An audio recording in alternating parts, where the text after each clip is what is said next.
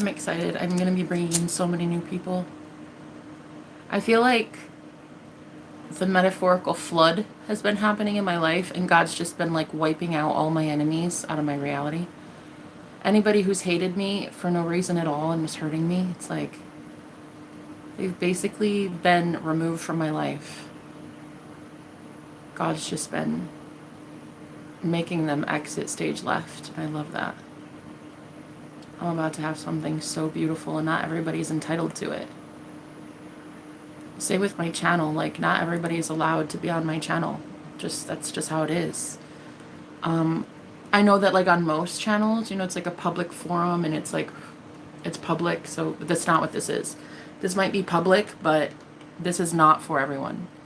And it's because there's just a select group of really emotionally open channelers that find me, and they're open as a vessel, and they need to be safe and protected. And it's just a small little group of hermits. Like, this is not for everybody. My channel is not for everyone.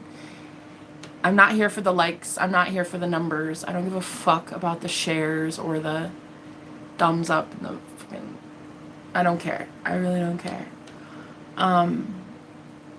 And I've been noticing that these scouts, these like warlock scouts, and normally this is the time where I would fall victim to something, like somebody coming into my life and they've got like this whole harem of women, or this whole coven, or this whole grove or order of women, and I would like normally just not, I wouldn't know what was happening, and I would just get so involved, and I would be like, oh my God, here's all my energy, here's all my light, here's all my love, here's all my healing, here's all my advice, here's this, and go save an entire fucking coven that honestly shouldn't be saved. And I have a teeny tiny little group of mystics that are over here wanting to keep themselves safe and their children. And the universe blesses me because I bless others. I don't bless everybody. That's not even feasible. I'm not about to go bless people that want curses. I'm not about to go bless people that still in their life have only readied and prepared themselves to accept curses and hexes and bad luck. Praying for your enemies, okay, doesn't always mean let's go give them everything that we've got. Let's go give them every magical potion that we know how to conjure up, because they're out here doing evil shit with that. Like, the best magicians, in my opinion, reveal their secrets, but not to everybody. I'm not gatekeeping knowledge. I think every last one of us should have magic at our disposal. I think we should all know how to properly handle this much power. But I do not think that everyone at this time deserves what I know. And this group is really small for a reason. My channel is really small for a reason. It's quality over quantity. I never wanted big numbers. I didn't care about fame. I don't care about how it looks. I don't care about the aesthetics of it all. I don't care about like, oh my God, how many followers you have? Who fucking cares? The girl that showed up here that's going to be renting this place soon, taking over this room right from under me, which is fine. I mean, it's fine in that this is how it works. If you're energetically not aligned with a place, you're going to get moved out, right? The universe is going to do what it's going to do, and it just so happens to be bringing in a girl that's going to take over my room and rent this place. And I overheard her talking about how many subscribers or how many followers somebody had on Insta. And she's like, yeah, this guy, he's got like so many followers. And I'm like, who cares? Who fucking cares? First of all, this is my opinion. You don't know that they haven't been bought.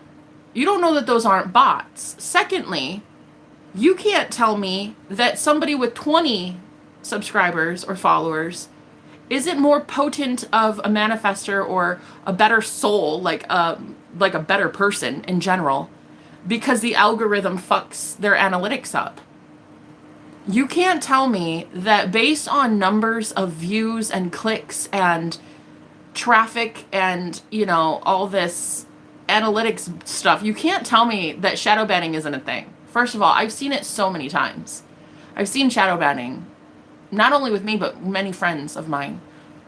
And thankfully, the friends that I'm about to meet, you guys would never fucking care.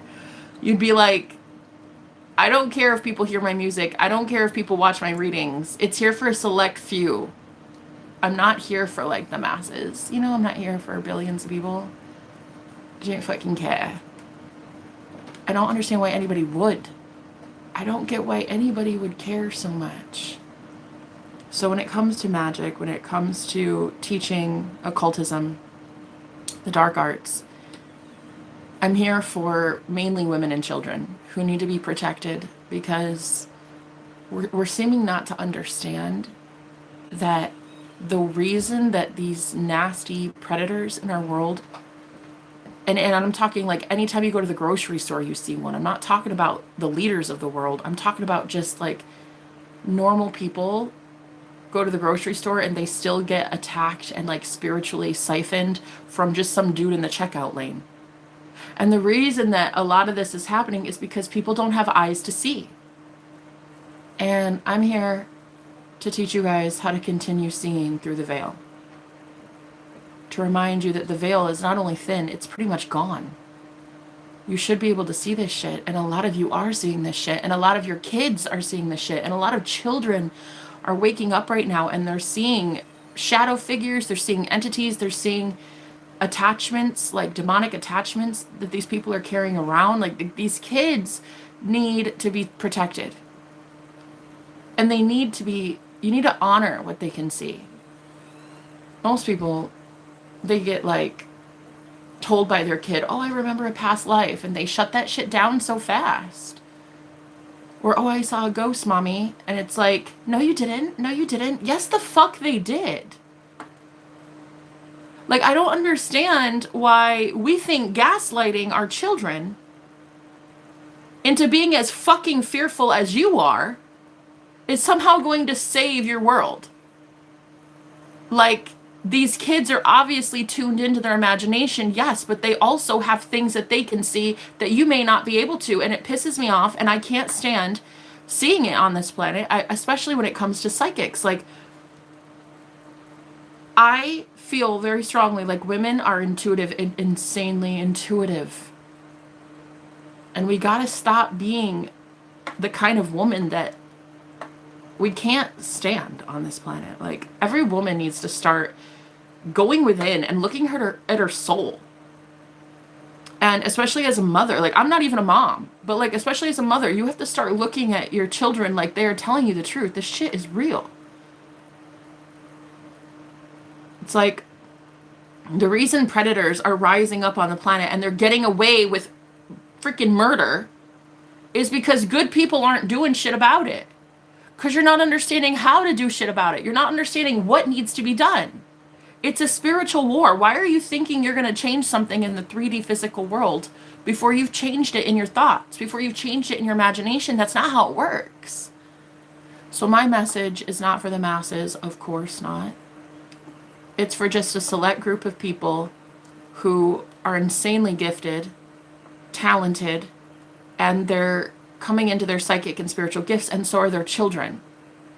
And so if you're going to continue sitting on my channel, you're going to contribute in some way to these mothers and these beautiful people that need the assistance at this time, because you're not going to sit here anymore and get in the way of me preaching what I need to preach to these people. You're just not. You're just not.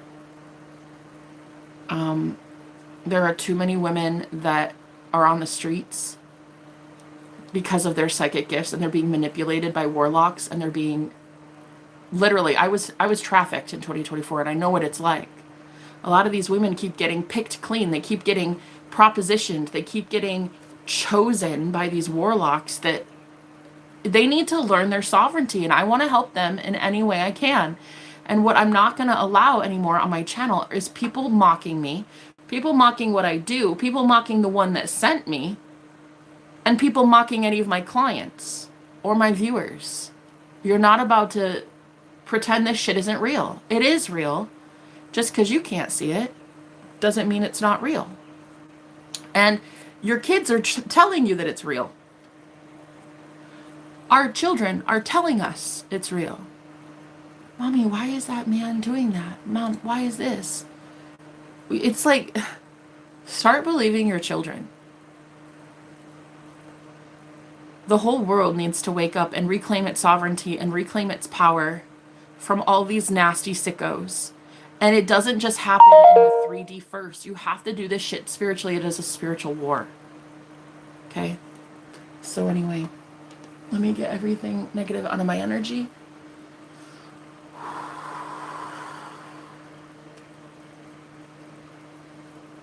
Father God, Mother Goddess, I thank you so much for the ability to read cards today.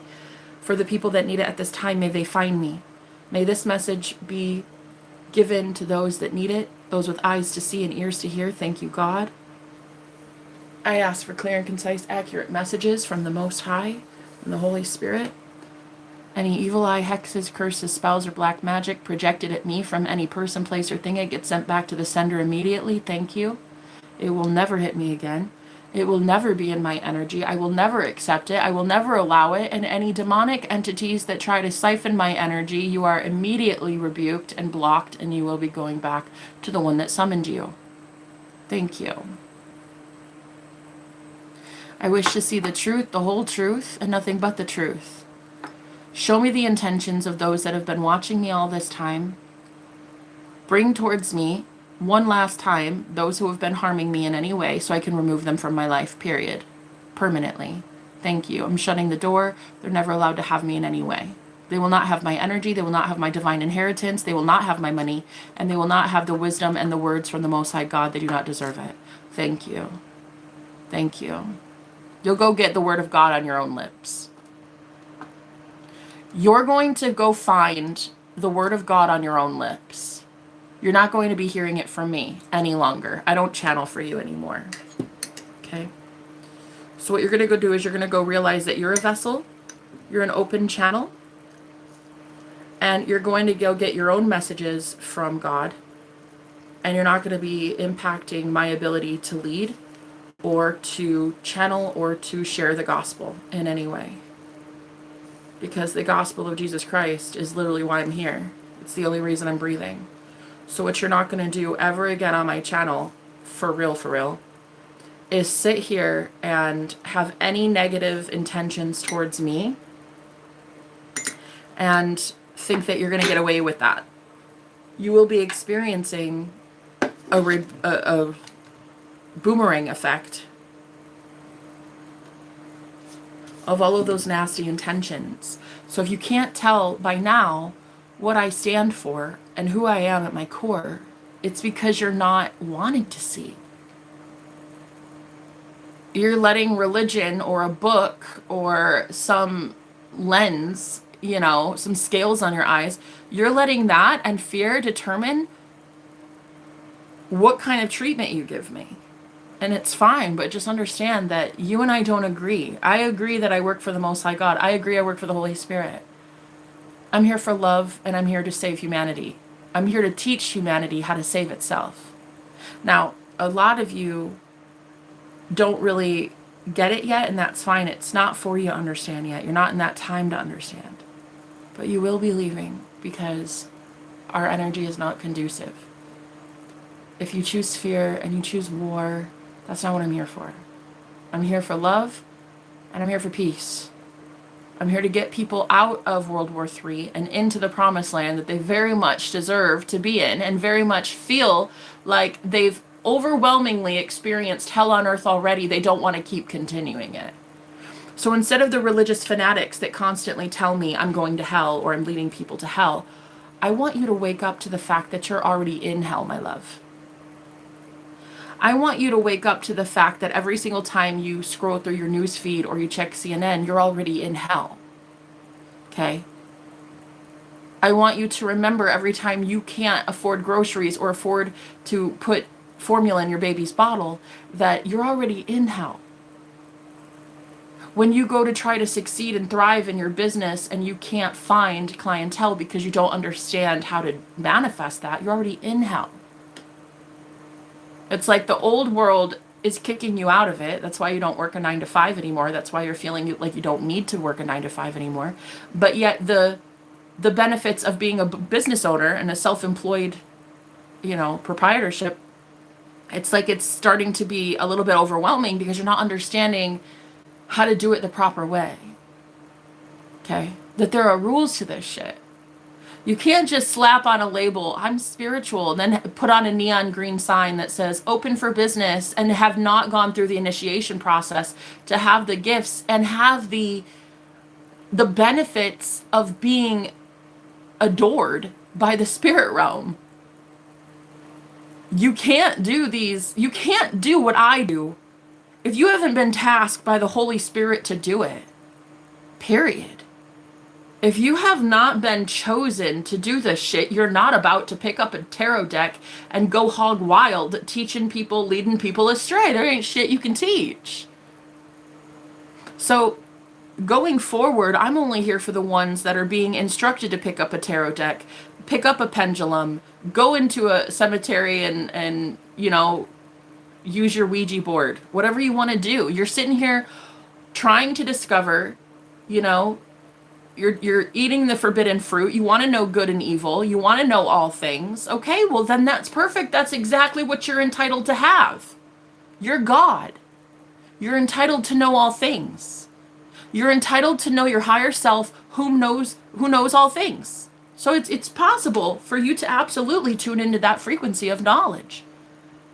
But what you're not going to do is ever sit here again on my channel in any way harming me or any of these mystics, these beautiful hermits and mystics and heretics that want the heretical knowledge, and, well, they deserve it. They deserve to know these hidden truths. You don't. You would violate it. You would violate it, you would corrupt it, you would take magic at its core and do something heinous with it, and we know because we've seen it a million times. So if you're going to be a religious fanatic and you're not going to enjoy this next phase, okay? You're not going to want to be here. I'm subscribed. Thank you so much. Happy to see you. Love your videos. Hey, Hannah, how you doing?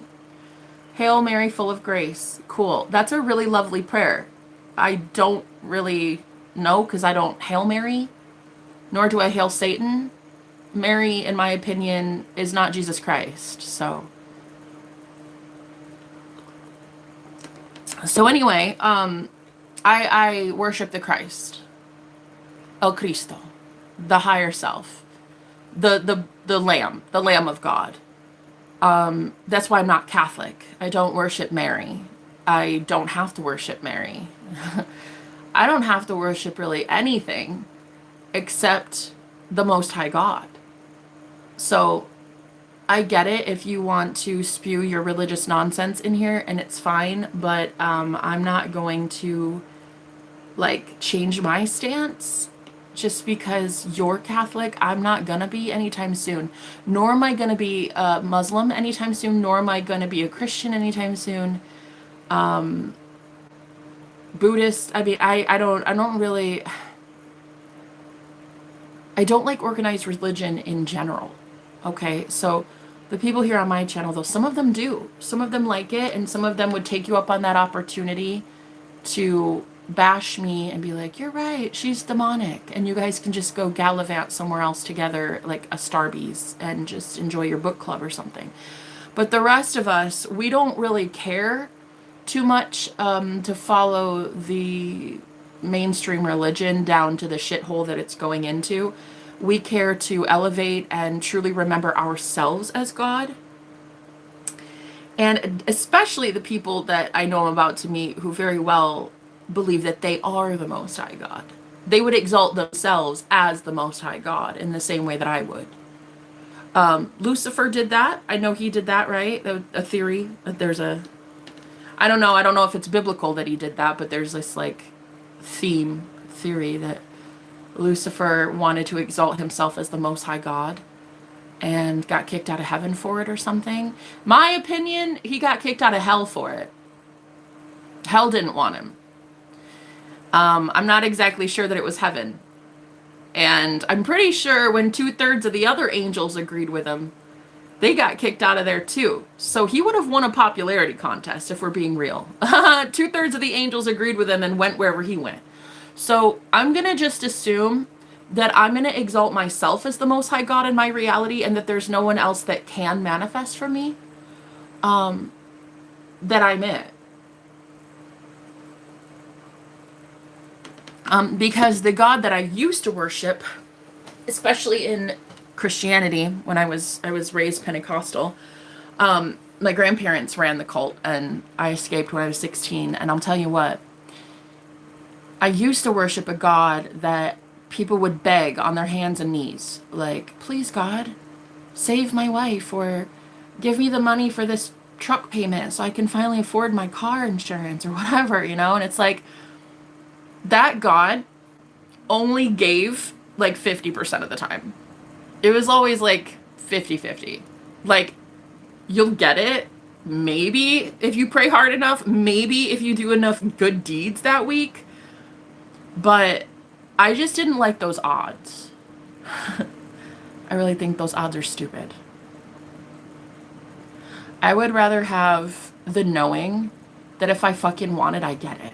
You know, I would rather just know that I speak one time and the living God heard me and gave it to me exactly as I would have wanted it. Because even in the Bible, it says, I can't remember the exact verbiage of it, but it's like, if you ask for a fish, why would your Father in heaven give you a rock? Right?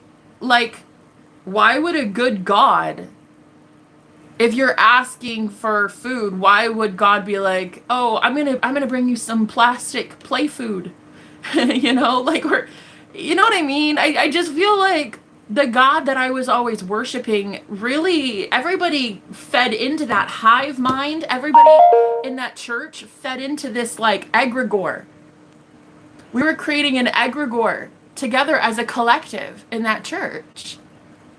We would pour so much of our physical energy, especially when we would dance around the church, because like that's a thing in Pentecostalism, especially like dancing around and carrying flags and trombones and tambourines and shit. And it's like you're conjuring up so much of your energy and then you're pouring it into one thing. And for us, it was pouring it into the physical representation of a dead guy on a cross behind the pulpit.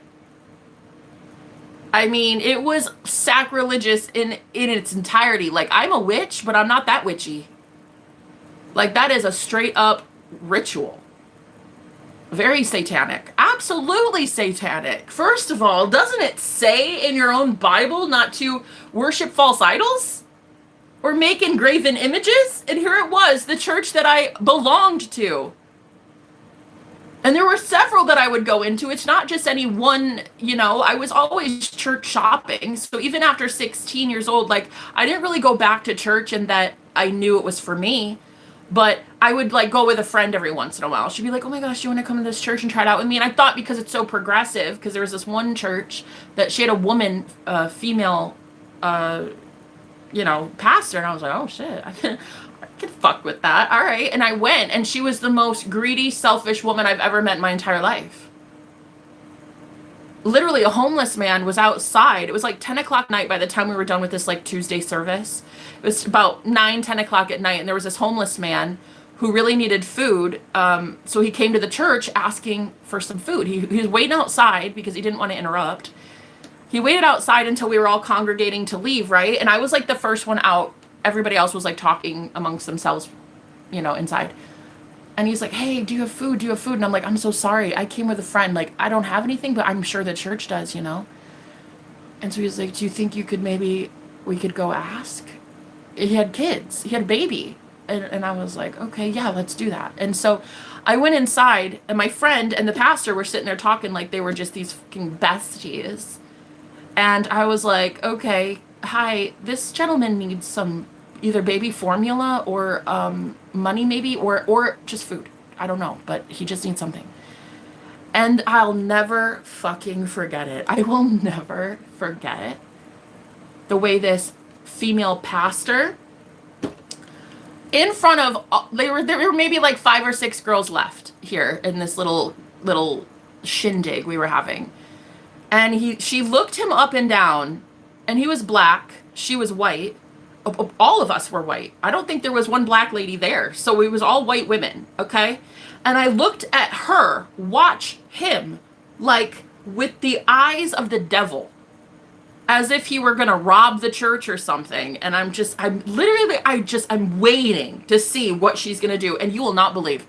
She said, you know what, we don't have food here for you, but I have a half-eaten apple in my car for breakfast this morning. I can go get that.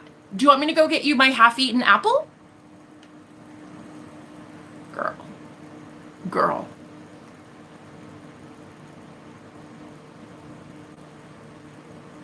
The way. The way that I knew that entire group was about to be judged for following this bitch right on into hell. I just knew. You aren't helping the community. You aren't giving back to anybody. You know, I've seen good churches. I one time was getting evicted, and I had heard that this one church, it was like a Mega Millions church. It was like one of those big churches in my area. And they even owned their own college. They even had the college. They even had a baseball diamond. They had like all of it. They had sports. They have everything. And I had heard that they helped the community with like eviction notices and stuff. So I went in and applied for it. I never actually did end up getting a call back. I don't know if I was doing poor enough or what. I don't know. But I walked into that church, and there were all these like massive big screen TVs. I'm talking like 30 huge ass screen TVs just as you walk in the entryway. It was the nicest building I've ever been in ever. And it was a church. It was a Christian church. And I get up to this kiosk thing, this like desk thing, and there's this man who's literally employed full time just to help people who are going through eviction. And I said, hi, sir. There was a girl in front of me who I think was also getting evicted. I think she was homeless, and she was filling out an application. And I said, can I please have that as well? I mean, I'm being evicted, so can I have whatever that is? And I said, you guys really do this? Like, you really help the community? And he says, yes. We aim to give back. Why have all of this if we're not going to give back? Why not feed our community? He was just so passionate about it. He was like, why not spiritually feed those that feed us? Girl, that is when I found out that is why that church is hella blessed. Because the people that you're fully employing 40 hours a week stand on conviction like that, and they know in their soul they give back to the community, and then they receive from said community. What you'll never do as a pastor or the leader of a church is nickel and dime people to get to death and never give them the word of God. Okay? Like, you need to know that you're a servant. First and foremost, you are a servant of the Most High God. So many of you fakes and you Sadducees and you Pharisees, you need to sit the fuck down. You need to sit the fuck down. Okay? You will be reprimanded real soon. When people aren't putting their money in your collection plate, it's because you're not teaching them how to be God. In fact, you're doing quite the opposite. You're keeping them out of the kingdom of heaven because you refuse to go in yourself. You refuse to go in to the kingdom, just like Jesus said. You refuse to go in, so you ensure that God's children won't go into. Absolutely not. Sit the fuck down. Sit the fuck down. It is a new time, honey. It is a new era. It is a new age. These tables getting flipped today, bitch. You refuse to allow people to go into the kingdom of God, which is themselves. You know, when I first, 15 years ago, I was just learning how to meditate, and my mom was so upset at me that a witch was teaching me how to meditate. Girl, I was on Big Pharma. I was drinking a bottle of vodka every 2 days just to survive. Like, I hated my life, and I was just trying to literally survive. I drank like a fish. And I do not suggest that. Big pharmaceuticals with alcohol? Absolutely not, girl. I was addicted to everything you can think of. And I'm telling you what, my mom was like, nah, you're not about to meditate. I'm not letting you do that. Girl, meditation. Meditation. Now, this was 15 years ago. Things are a lot different now, but just meditating was against my religion. And I remember she said, I better not find out. I better not find out. You're out here meditating and opening the door to devils. And she called my grandma, who was the pastor. And of course, my grandma agreed with her. Do not let her do that. Oh, the way they both ganged up on me and said, absolutely not. You're going to open the door to devils. Hello, Earth to anybody. The door to devils have already been opened. Hello. That's why I drink a fifth of vodka every 2 days. Hello. Hello. I'm addicted to every substance there seems to be on the planet. Hello. Door to devils were already open, Mama Bear. How about you let me do what the fuck I'm gonna do? So anyway, even after getting told no, I was like, bet. Like, you're gonna tell me no, first of all. I'm the most bold motherfucker I've ever met on the planet. You're not about to tell me no ever and not have me go do it. So 2 experiences, I meditated. I learned how to meditate from the girl that was a witch at work. She had just arrived on her broomstick. Da, da, da, da, da, da. She just arrived in town and knew that I was struggling a lot. She could sense it on me. And here she was thriving. She was going to school, supporting all of her family, like independent as hell, not married, just loving life, speaking her truth to people, even our boss. Like, this was a boss bitch. And she was just telling everybody like it is. And she's like, girl, I'm going to teach you how to meditate. I'm going to teach you how to clear your energy and just be at peace. And I'm like, okay. Well, only after getting told no by the women in my family was I like, okay, now I'm hella interested, because like, why are they so afraid of me finding peace? I was like, obviously people in the east do it. Why can't we in the west do this shit? Like, monks do it, Buddhists and, you know, Sufis, and like, what do you mean? So anyway, I meditated 2 times. Only 2 times I tried it, and I had a spontaneous out-of-body experience. 2 times. I was not on any drugs. I wasn't drunk. There was nothing in my system but, like, you know, whatever I was prescribed for my mental issues. But there was nothing I was, like, actually on that would have triggered a hallucinogen or anything, you know? I just was laying down, flat like this on my bed, and I had some music playing on my phone next to me on the nightstand, and I just meditated for, I don't know, 15, 20 minutes, I don't know. And I had a spontaneous out-of-body experience. And I didn't even know you could have that. At the time, I thought only old people when they're dying get to experience shit like that. I didn't know you could actually have that. Nobody told me that was a thing. In fact, even the witch that was teaching me this shit, she didn't even tell me that was a thing. I'll never forget it. It was only a 30-second experience. It didn't last nearly long enough. It was the most beautiful thing I've ever witnessed. And I remember my husband, he was the first person, my now ex-husband, he was the first person I told. My mom was a 3rd person I told. I remember the 2nd person I told was this witch. I called her and I said, bitch, I don't know what you just taught me, but we done fucked up. I was like, listen, I don't know what happened to me, but I'm pretty sure I just met God. And she was like, oh my God, we're gonna need to talk about this, honey. So we made a emergency session for some margaritas the next day at this little bistro. I come in at like noon, and this bitch is drinking a huge ass mimosa or something. She's just like, what happened? I was like, girl, what are you out here teaching people?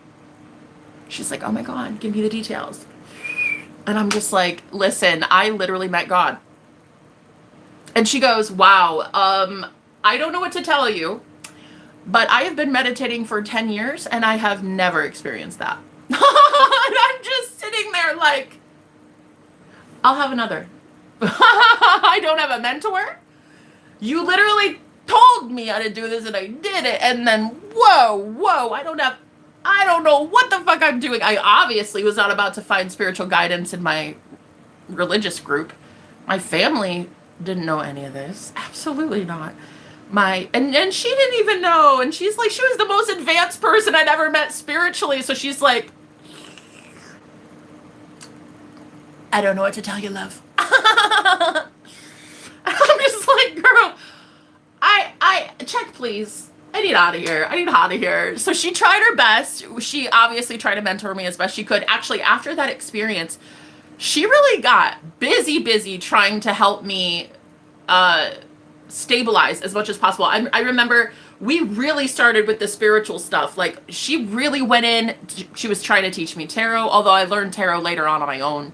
But she really tried to introduce me to tarot, divination in all sorts, all forms, dowsing rods, pendulums, Ouija board. I remember we went to a cemetery and played with a Ouija board. That shit was fun. And it was like, it was so fun getting to learn this stuff, but I didn't have anybody that could keep me protected. I didn't know that it was me keeping me protected the whole time.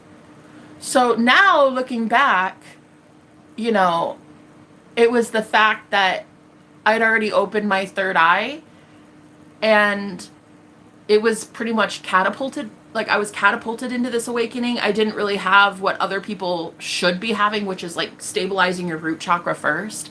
I went through just like a crown chakra opening first. And if I would have just known how to close this a little bit, I would have probably saved myself a lot of pain in the 15 years that I've been doing this. I would have, yeah. So for me, one thing that I've always been susceptible to is being trafficked. Like, I was trafficked in 2024. I was very open, very spiritually open. And I didn't understand how to protect myself yet. Like I know now. I know now how I've been, and I was literally in a witch coven. I was initiated into a witch coven that I didn't even want to be in. There were 3 witches and a warlock living under the same roof. And I was literally tortured by these women. Tortured by them. And I was living in a 7x7 room. I don't even want to go there. It was worse than hell. It was like breaking Geneva Convention laws. There were so many things that were happening to me that are spiritual crimes. Those people will never, ever, ever thrive in life again. Any of them. They will never thrive again. Absolutely not. The way that they treated an earth angel, it was sacrificial. I was the sacrificial lamb in that coven for about, I don't know. I think I was there maybe 6-7 months maybe. I don't even know. Time is just, I don't even know. I just know that it was the worst time of my entire life. So basically, I have already been through these initiations. I've already gone through these humiliation rituals and the abuse, the trauma. A lot of these women on the streets, though, you know, because I was homeless 2.5 years, and a lot of the women on the streets, they don't understand how to keep these men, these predators, these warlocks off of them energetically first. They don't understand how to keep people at bay using their imagination so that they can't actually physically harm you. By the time you have someone physically assaulting you, you have already had them spiritually doing so for a long time as a fucking vampire. You've already had them doing this in the spirit realm a while. And I wish women knew this. I wish women and children on the planet realize that the reason we have these fucking nasty ass, disgusting predators running shit is because we aren't doing enough up in the spirit realm to knock them off their pedestal and to give ourselves that protection barrier that we need. As above, so below. We're not about to be safe down here in this physical world until we are safe up there in the 4th dimension. And that's what people don't understand. It's a spiritual war. It's not a fucking physical war first. It's not. So you want to get out of the war frequency. You want to get out of World War III? Fucking claim it. Get these nasty predators off of you. Do it with God. Do it with your imagination. And most of you are so fucking afraid to sit here like me and claim to be the Most High God. It's so blasphemous. Good. Stay the fuck away from me. You don't like blasphemy, move the fuck along. Okay? You're not supposed to be here. It's against your religion, not mine. My religion doesn't say that I'm blasphemous. Yours does. So move the fuck along, unsubscribe. Thanks so much. So going forward, I'm just letting all of you know that if you want to avoid World War III, which is a frequency, by the way, war is a frequency. That's why it doesn't matter what war it is. The War of 1812, the War of the freaking 1600s, the witch trials, this, it's all a war. It's all the same. It's a frequency. It's a frequency fed by fear. And it is, you attach to that frequency, you go to that frequency using your thoughts. You go to paradise, you go to a higher vibration, you go to instant manifestation, heaven on earth, in your thoughts. If heaven is within you, like Jesus said, and it very well is, then so is hell. Hell is within you as well. Okay? And as a girl who had a near-death experience in 2019, let me tell you, I literally went to hell. Why? I was already in hell. I was making my life a living fucking nightmare, even after having already witnessed an angel of light, literally already having seen God. Literally watching God work in my life, and I was still choosing ego, the sin of this world. I was choosing to not have my thoughts aligned with heaven. So when I died, I literally went to the other side, and honey, that was hell. Hell. Absolute hell. It's not like a place with flames and, you know, a devil with a pitchfork sitting there like, you do it. No, I was in the void. I was in the darkness.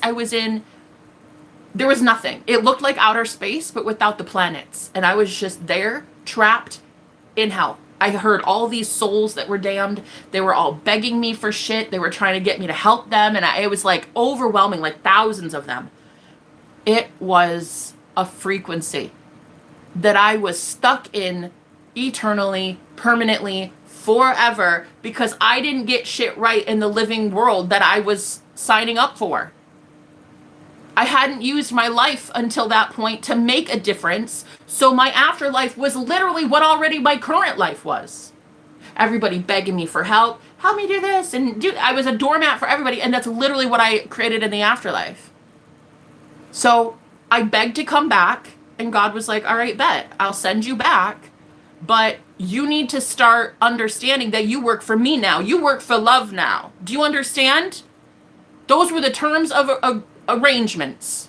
I was like, yeah, all right. Hey, shit, I'll do anything. Get me out of this place.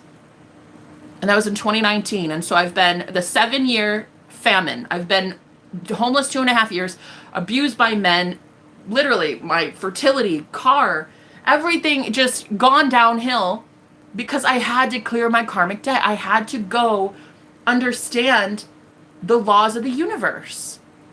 I was not about to go just instantly enter heaven without having purified my soul to accept heaven.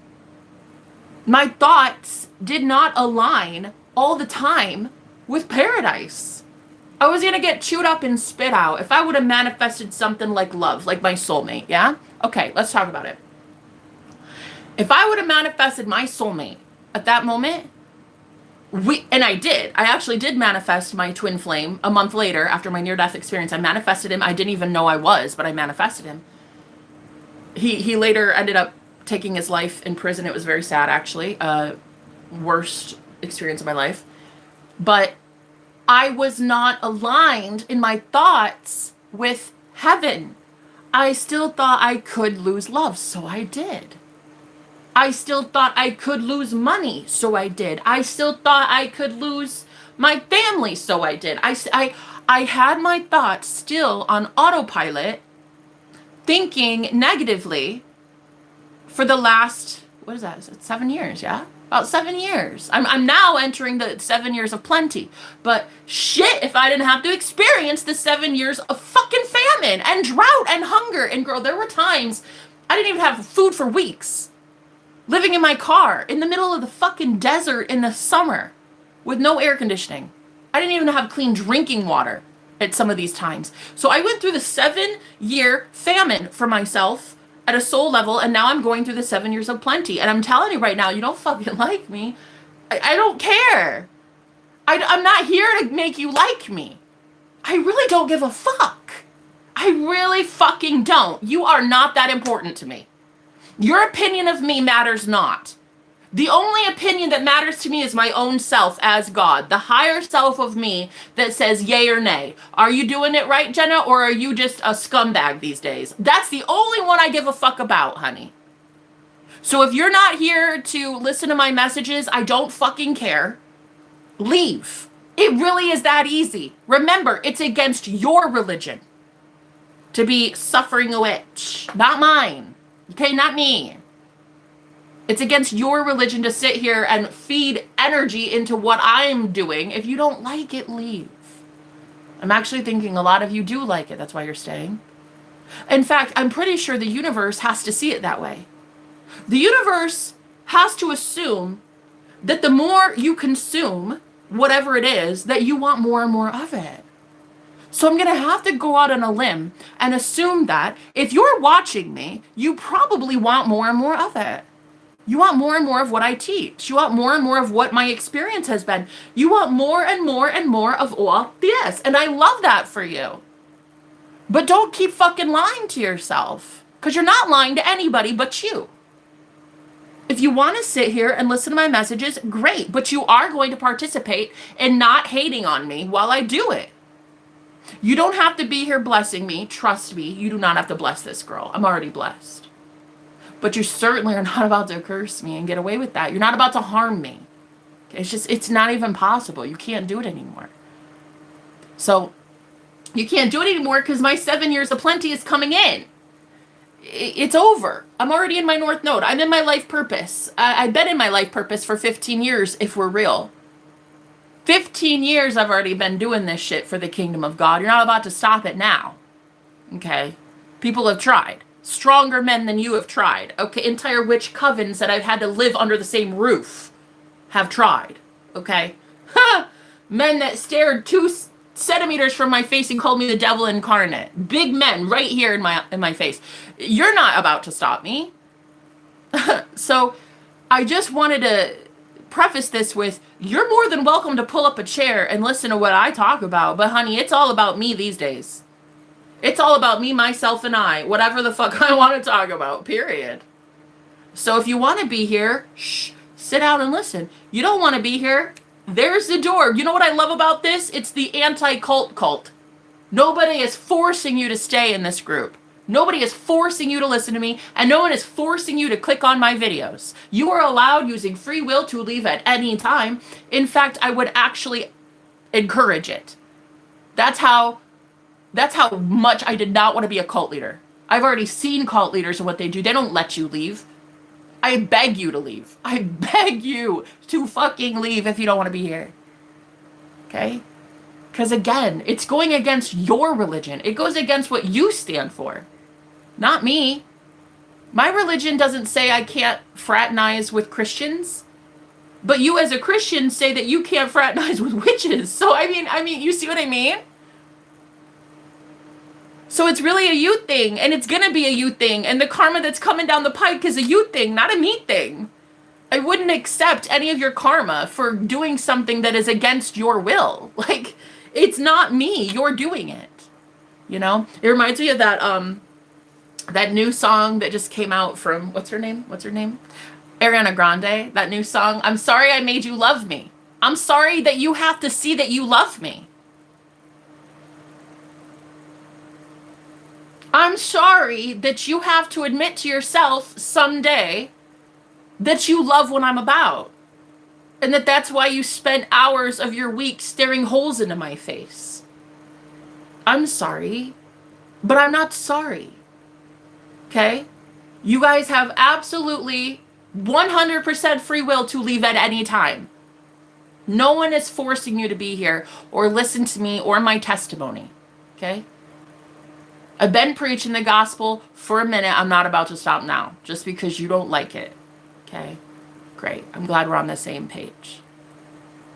I'm listening, Jenna, just amazed how similar our story is. Oh, I'm excited to hear it. I actually really was thinking about recently, I was supposed to do it in May, but I went through so much here while I was at this house, like a lot of healing and a lot of like, I had to learn what was happening to me here spiritually.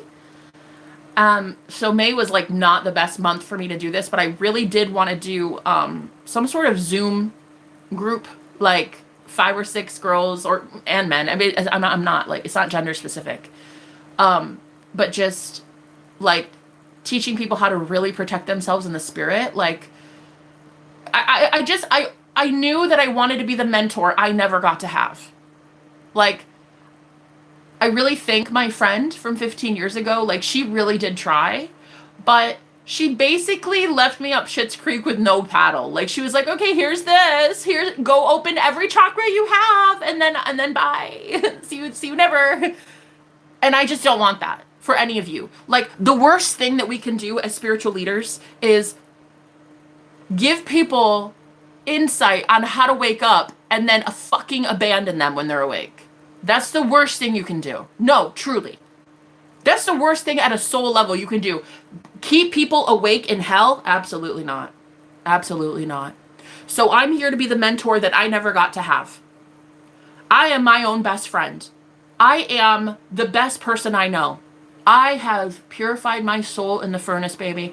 And there is something higher up that very much fucks with me. Absolutely loves that I do this, votes for me, blesses me constantly, always putting money in my bank account, always putting food on my table, always keeping a roof over my head. Honey, cheers. Salute. Always making sure that I am taken care of, bringing in new friends, new men to take care of me too. Girl, there are so many good things I have coming into my life. And I'll tell you what, I am real tight with the Holy Spirit. So what's coming next for me is nothing but goodness. All I had to do was realize that this trailer, it's a prison. If it's not this trailer, it's another trailer. If it's not that, it's an apartment. It's an Airbnb. It doesn't matter. It's the fucking grave. And I had to recently I had to decide, you know, here's this like really amazing man, and he's so like gorgeous and sexy and tantalizing, and oh my God. And we tried it. We definitely hooked up, and isn't it lovely? But then it was like, nah, it's not really though. It's keeping me from my purpose. It's keeping me from what I actually enjoy doing, because he and I are not evenly yoked. And I have to realize that as a woman. And you have to realize that too as a woman, right? One of the biggest things that I loved so much about being here was like, we're both independent. We're both business owners. It's like he does his thing, I do my thing. Very independent. And every once in a while we would talk and hang out and do art together. And it just like once in a while. And I really liked that because I was so independent. But now I'm like looking at what it is I want as a woman. And now that I'm in my North Node, I really want a man that's in his North Node. I really want a husband, not a fuck buddy. And I have to respect myself that much to be like, listen, as much as this was fun, it's kind of not, you know? So I know that God has something so large and in charge for me soon, honey. I know I'm going to be fine. But the point is, I had to decide. It's like nobody's going to decide for you. That's what makes you the Most High God. No one decides for you. Your higher self gives you a desire. And you're the one that says yay or nay. You're like, okay, sure. No, that sounds fun. Let's just go own a bakery tomorrow. Okay. You either are the one that says it, or you're the one that says, that's impossible. Never mind. Either way, you are God. You're the Most High God. You're the only one in your reality that makes the decisions. And that's where the spirit world was like, bitch, what are you doing? What are you doing? Like, are you going to keep doing this? Or like, you just let us know, because this could be fun or not. The divine isn't going to step in if I, as a free will sovereign being, don't ask them to, you know? And sometimes, you know, you got to go live and you got to go experience what's fun. And he's a warlock and he's sexy as hell. Those dreads, girl, banging body. You got to just, you know, sometimes you got to play. You got to see what it's all about until it starts to be offensive and it starts to be a violation of your soul. And it starts to be like, whoa, this is actually starting to become like a violation, like a spiritual crime. And when it's a spiritual crime, then God steps in because you are too divine. Your higher self starts getting the downloads like, hello, this happened. He said that. He touched you like that. This happened. She's involved. This and this. That's when you get all these downloads and all these like red alert. And then you can't avoid it. You have to see it. You still don't have to choose, but you're gonna see it. The truth is going to be there. You don't have to choose the truth. You don't have to leave. That's what's cool about having free will. You do not have to leave. You can stay as long as you fucking damn well please. But for me, I'm like, honestly, I think I'm at that phase where I'm like, fuck you. No, truly, like, fuck off. I think I want to have me a good man, somebody who could take care of all this, honey, who has 2 hands to handle all this. And I want a man in his north node. My roommate is not, in my opinion, in his north node. So because of that, we already are not evenly yoked. So 15 years, and I just now am going through that phase, that doorway, that portal where I'm about to have the 7 year of plenty. But I have to risk everything for it. I have to leave comfortable. You know, here's this teeny tiny little room in a trailer I'm renting in somebody else's trailer. Talk about poverty. Renting a room, a temporary room, in the middle of the freaking Iowa cornfield in a trailer park that I don't even own this trailer. It'd be one thing if I own a trailer. I don't even own a trailer. So it's like sometimes you have to really look at it like, are you ready to have God reward you for taking the biggest risk of your life? Because you're going to have to do it. Well, if you want. You can sit there in comfortability as much as you want, honey, but it wasn't that fun. It ain't that fun. Okay, it's not worth it to me. So you start accepting that you really do deserve better, and God has to agree. Your will and the Father's will are one. Love. Your intention is love, right? Cool. Okay, let's bring you in something love-worthy. Unconditional love. Let's bring you in the real thing. If you love yourself enough to defend you, if you love yourself enough to leave complacency, if you love you enough to leave your entire family, friend group, church, everything, to risk it all, girl, I am literally walking proof that for 15 years you'll always be caught by God. Always. This is literally my entire gig. My whole life story that has been vlogged. You can Google me, bitch. You can Google it. The vlogging that I have done, the journey I have showed you through at least the last 7 years. You are all welcome to see it. You can go back and watch. If it's not this channel, it's another. It doesn't matter. The point is, I have always been provided for in taking these big risks. And people always ask at the end of like a big move or a big transition, how'd you do it? It's not difficult for me. It's not even brave. It's not even a risk. The way I get through these hardships, these big hurdles that everybody else doesn't know how they'll make it through, I get by because I know my imagination. I know what's coming in because I formed it. I created it. I select it. Me, the Most High God. The way I get through these hardships is because of God. Me, myself, and I. That's how I get through these. I don't go pray to a source, to a deity, to an egregore that other people pour their energy into. First of all, I'm not part of that group that formed the egregore. So that egregore is not going to bless me. Thankfully, that egregore is also not going to curse me. It's not even real. People have made it real by pouring their energy as God into a thought form, into a deity. But it's a false idol. It's not even a real thing. That's what an egregore is. It's an illusionary construct with powers to grant things, to grant blessings and grant curses. But it's like, I don't subscribe to it, and I didn't pour energy into your egregore, so that egregore literally would boot me out. It wouldn't bless me. Thankfully, it can't curse me either, because your God ain't shit, to be honest. If you need a church of 60 plus people to go pour into this concept of a deity that you all call one name, I'm sorry, but your egregore ain't shit. Your God ain't shit. And he's not going to do a damn thing to me. He's not going to bless me, nor is he going to curse me. I don't subscribe to it. There's none of my energy being poured into that. So it would chew me up and spit me out. I don't even want to be tuned into that thing. It's not real. The living God is real. The one that truly is alive. The living God is real, though. So I've already seen it. I've already seen it. I've been seeing it. I've been worshiping the living God. I've been in alignment with the living God. I am the living God. I am the living God, and you're the living God as well. Just some believe it and some don't. Every last one of you is God. You are literally a fractal of source. You are literally a light being. All of you. But just some of you don't want to claim it. I get that. I get that. At first I was afraid to claim it. Shit, talking like this, I would have got kicked out of my church so fast. My grandma would have put soap in my mouth if I ever said half the shit I talk about online these days.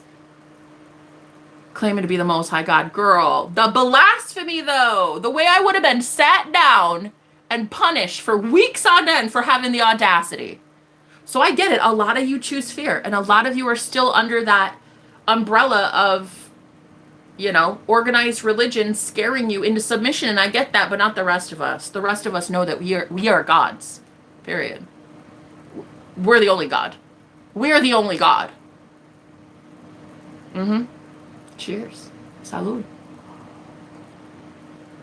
We're the only God making the rules in our reality. No, that's it, really. That's the truth. That's the truth. When I say I want to see more green cars, guess what? Well, that came from my higher self. The desire to see green vehicles came from my higher self. I got it in my mind. Ding. I want to see more green cars. I say it out loud, and boom, boom, boom, boom, boom, boom, boom. I witness nothing but green vehicles. Okay? I am the only one doing it. I'm the one giving myself the download. Hey, wouldn't it be so fun if you saw green cars? That'd be fun, huh? Fun. Right. And then I'm the one agreeing by saying I see green vehicles all the time. And then I'm the one witnessing it through the Christ consciousness that is me, witnessing every green car that I see. And then reestablishing a new belief that I always see green cars, and I am so fucking powerful. It's a loop. It's a feedback loop. You're just going to keep getting more and more and more and more and more and more and more of what you claim. And too many of you, no offense, but y'all out here claiming that someone else has more power than you do, whether it's a holy book or whether it's your pastor or whether it's your goddamn bank account. You're always saying your 3D something has more power over you than you do.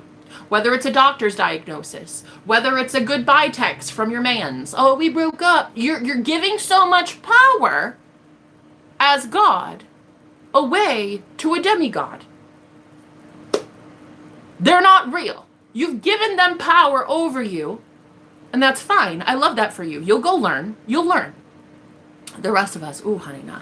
The rest of us are done. We don't want to learn so much. We just want to go experience. We don't. You don't have to keep learning forever and ever and ever and ever. Okay? You get to a point where you want to teach. You get to a point where you want to teach just by living. You want to just teach by example. Okay? Like, once you know the law of assumption, you know it. Once you have understanding of how the universe works, you're good to go. You've got the basics. You've got the parameters. You know what it is, these spiritual laws, and boom, you go live your life. So that's exactly what I'm about to do, and I'm excited because I have never felt like I could leave behind my roommate. My roommate I knew was a past life soulmate of mine. Absolutely. And I always thought that he was like this big bad wolf. Like he'd always control me, especially with lust, because every time he shows up in my matrix, every time he shows up, girl, sexier and sexier and sexier. Okay. And so always being like, oh, I have no control. I'm just this like, oh, I just oozed for him. And it's like, girl, no. I had to really go learn that my word is law. I say I'm not interested, I'm not interested. I say you leave me alone, you leave me alone. I say we're parting ways, and I'm moving. So, yeah, literally in a couple weeks I'm moving. So I'm actually really excited. I don't know where I'm going, but it's going to be so fucking fun. And I'm just here for the ride. I love it. I love witnessing what God is doing in my life, because the higher power that we all are connected to, the higher self, the all expansive knowing, okay, the I am, the one that knows all things, knows the best path for me, knows what would make me the happiest. And I'm going to keep saying, okay, make me happier, show me better, show me bigger. I'm ready. Right? And this is you working in alignment with God the Father. You, the Son, working with God the Father, and your will is the same will. So consciously having to say out loud, like, yeah, okay, I get that. That's a beautiful desire. I should have that. And recognizing that you already have that desire. You already have it. That's why you're literally getting the urge to have it. You already have it. All you got to do is claim it. See, this is why a lot of people, they don't understand why I just land on my feet every single fucking time. It's because I claim better. I claim what I want, not what trolls on the internet want for me. Because if trolls on the internet got to fucking make the rules, I'd be homeless again. I'm not about to be homeless. Absolutely not. God already promised me I'd never be homeless again.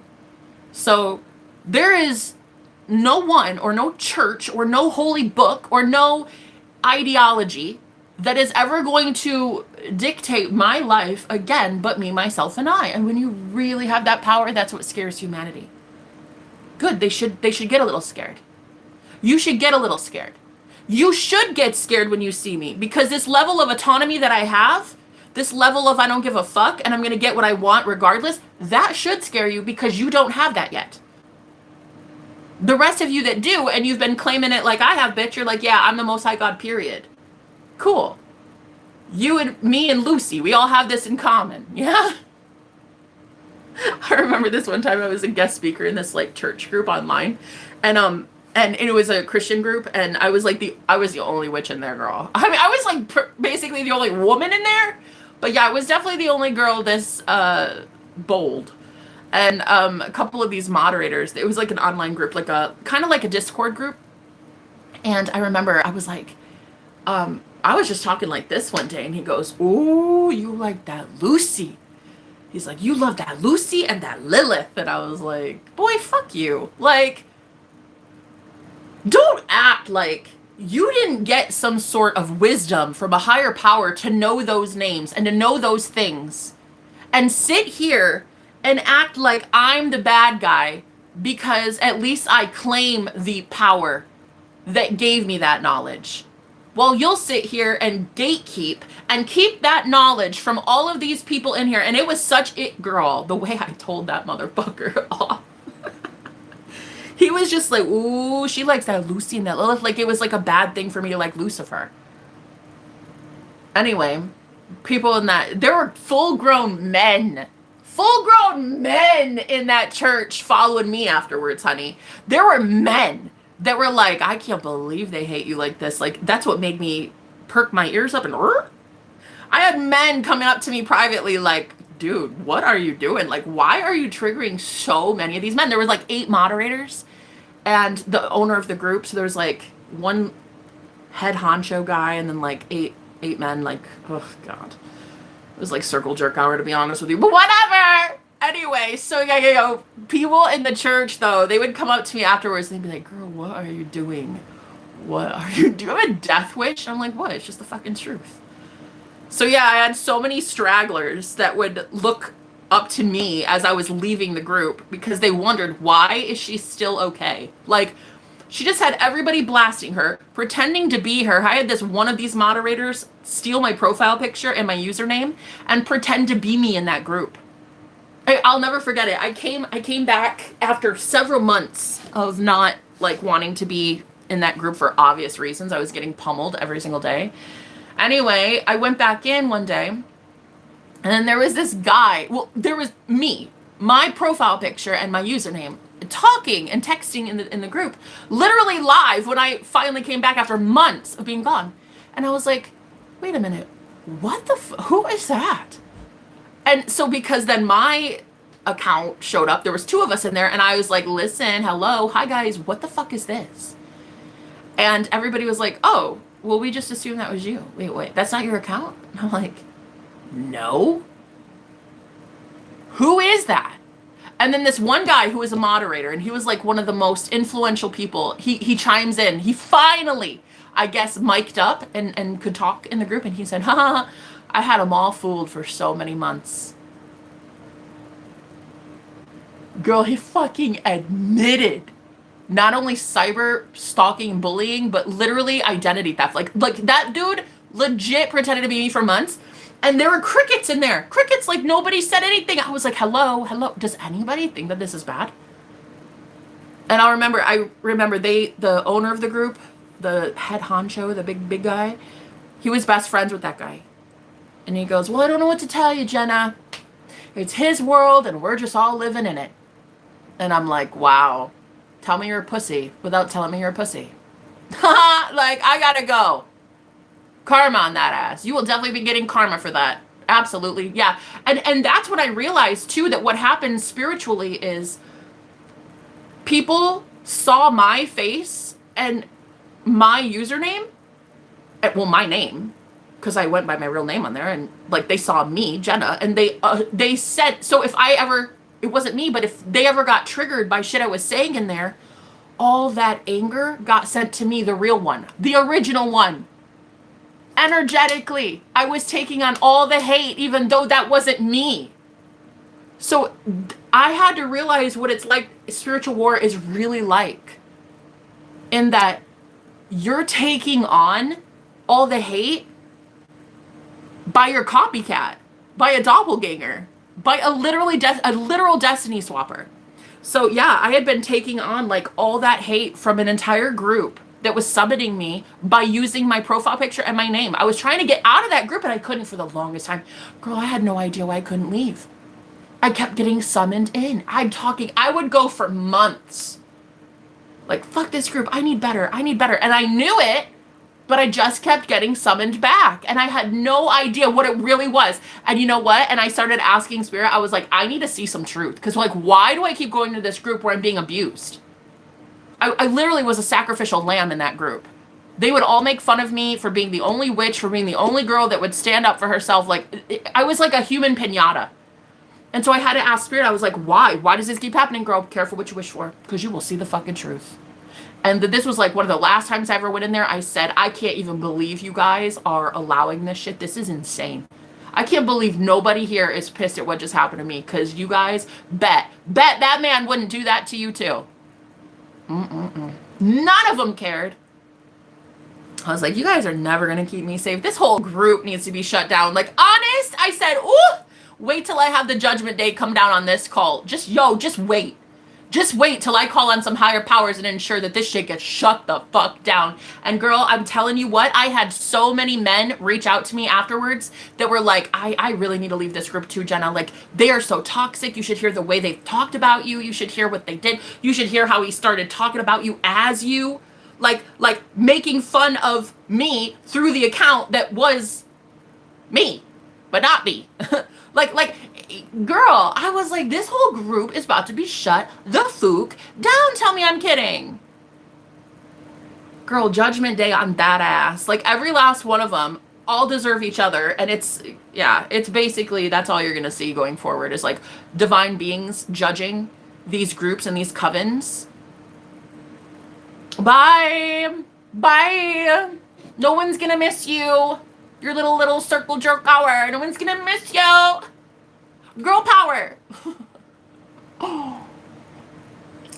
No one is going to miss that group, honey. I had so many men that were like, girl, and then he says this, and then he talks about this, and I can't believe he hurt you like that. And, you know, there was like I would say the one guy that was like the sweetest of all of them in there, I think he had Down syndrome.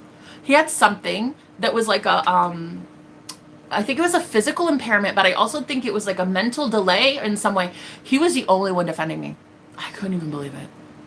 It got to this point where the only man in there that would ever stand up for me was literally a man that they were abusing just the same. They were hurting him because he was vulnerable. Ooh, baby, the judgment day on that group. And then they had the nerve to call themselves Christ followers. That was the channel name. Christ followers. Christ followers my ass. Girl, I couldn't even. Oh, the judgment coming down the pike. That was the group that voted to have me either burned alive or drowned as a witch. They literally voted. You can do this like voting thing where you give it a thumbs up or a thumbs down. Somebody puts a poll in the group, and they literally asked me, in America, in the 21st fucking century, bro, they asked the whole group, should she be burned to death or drowned to death? I swear to you, they voted on that shit. Anyway, that was a den of vipers, girl. That was the worst. I would call that a spiritual cult, because that was one that I barely got out. I had to literally get the Most High God's help on that one. I had to see the truth. I was not going to be able to see the truth on my own in that. Like, I had to start asking God. I was like, yo, you need to show me why they keep summoning me, because this is not okay. I'd cut cords. I'd block all of them. I'd delete the app. I could not understand. Why do I keep coming back? Why do I keep coming back? And I realized I was being summoned.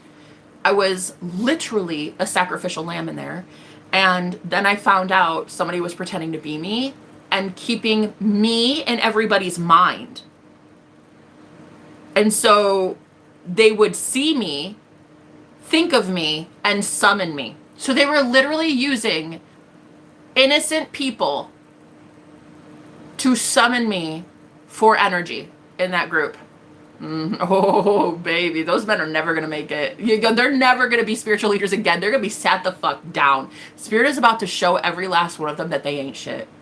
They've been leading people astray. Their souls are dark, like completely blackened. They will never lead people again. Oh, it is so over.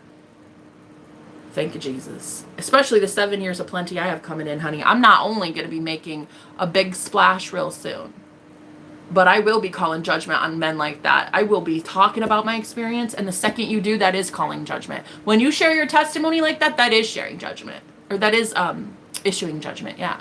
But yeah, that group was just like fucking horrible, dude. Horrible. I couldn't believe they were allowing it. They're just like, haha, well, he runs their shit. So, wow. Wow. Yeah, you shouldn't be out here leading people. And you should definitely not be out here summoning innocent people with the name of Christ. In the name of God. In the name of the Holy Spirit. Luring in these Christ followers. Like dangling a carrot right in front of the front. Come on in. We're Jesus friendly. So you bring in these innocent people. The ones that really truly need the word of God. Like people who need to take their power back. People who need to clear their energy. People who need to manifest money out of thin air. People that need to cure incurable diseases. Which you know Jesus can do. Because you've seen it. You've seen the works of God. So you're luring these people in under the guise of Jesus followers. So you're attracting the innocent ones, the lambs. And then you're also attracting the wolves as well. And you're telling me that you're about to be blessed in this next phase? Oh, hell no. Hell to the no. Absolutely not.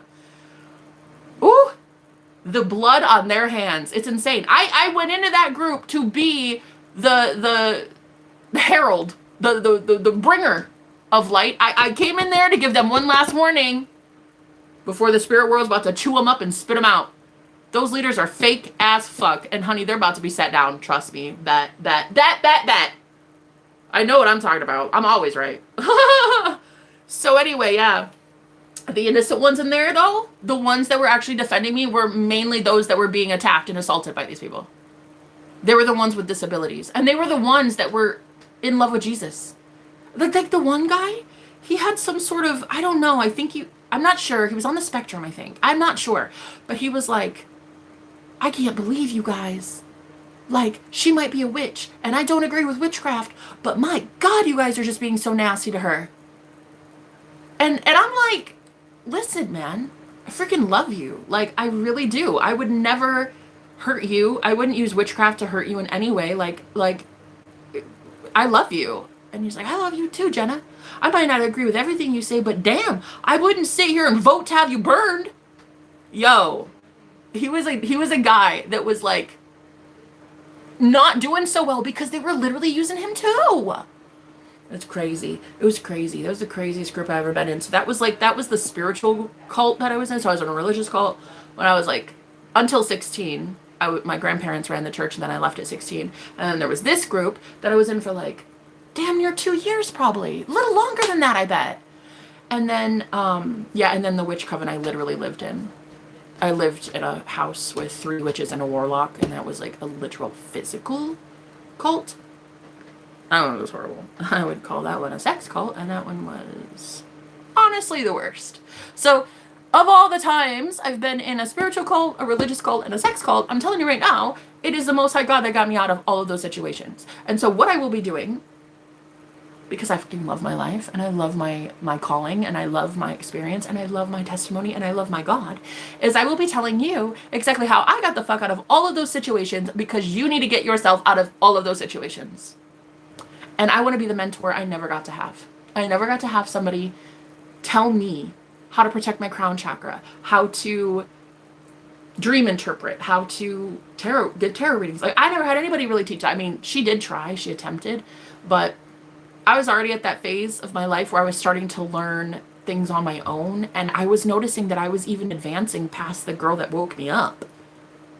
Like, I knew that she and I were not going to be friends for too much longer, because I was already outgrowing her spiritually, psychically. Because once you see God, you can't go back. Like, God opened my heart chakra. Okay, I'm talking the Most High God. I'm talking a literal angel, a light, a being of light. Okay, out of my body 15 years ago. And I'll tell you what, I will never be able to have a love that is not as potent as that. I'll never settle, ever. I might think I can for a little while. I might try a little something here and there and like try to settle. Girl, I'll never be able to. If the Most High God opens your heart chakra, pure unconditional love of God opens your heart, bet you are never gonna be able to settle with just anybody getting in your pants, honey. Absolutely not. Like, you it's gonna be the best of the best of the best, or nothing at all. So, no ring on my finger. I'm single as a Pringle right now, about to move out in a couple weeks, and I'm just like, I don't know where I'm going. I honestly don't know. And I'm actually really excited about it, because I like not knowing, because I think it's like kind of fun. But I also kind of like knowing because of my control issues, but I also like being surprised, you know. But the one thing that I want to tell you guys is, like, I'm ready to share my story, share my testimony, show you how I got out of all these situations, because I never had a mentor like me. And that's what I wanted. I wanted to be the best mentor for myself. And, well, I have been. I have been the best mentor for me. I've been defending me. I've been protecting me. I've been beating men off with a stick. I've been letting everybody know you can't fucking touch this. Absolutely not. Absolutely not. Not gonna happen. So I've been defending me. I've been providing for me. I've been waking up every single day to make sure I take care of this. And so God is about to reward me. And I welcome you in, because I'm excited. I know you'll get rewarded too by hearing my testimony, hearing my message. And, you know, you'll see how God helped me. No, God saved me. Like, saved me. Still gonna do it again. We got a fight on our hands in the next couple weeks too, you know? It's like, okay, that's fine. Like, for instance, a girl slept over last night and I don't feel safe. I think that is so insane. Like, the disrespect. Pay for this place, and it was promised it would be just he and I, and strangers are now sleeping here, and there's no safety left. Thankfully, it doesn't matter about the safety of the physical. I know that I'm safe because I have the blood of the Lamb. You know what I mean? But to just know that energetically you have to defend yourself at all times, it's what it is. It's spiritual war. You gotta realize, it's like, this is exactly why I told him. I was like, I want to just pay 2 weeks. That way, in case, you know, it gets weird or awkward, I can just leave. And he's like, nope, full month up front. So I did. I paid a whole month up front, and now you can't keep me safe. Yeah, there's going to be judgment on that ass real soon. When I leave, there will be karma. There will be absolute karma when I leave. That's just how it is. Spirit waits until the innocent ones leave, because you shouldn't have to pay off their karma, and you should not have to be taking on the brunt of their anger. That should not be something you have to endure. So until God removes you from the situation, normally they get a delay in karma.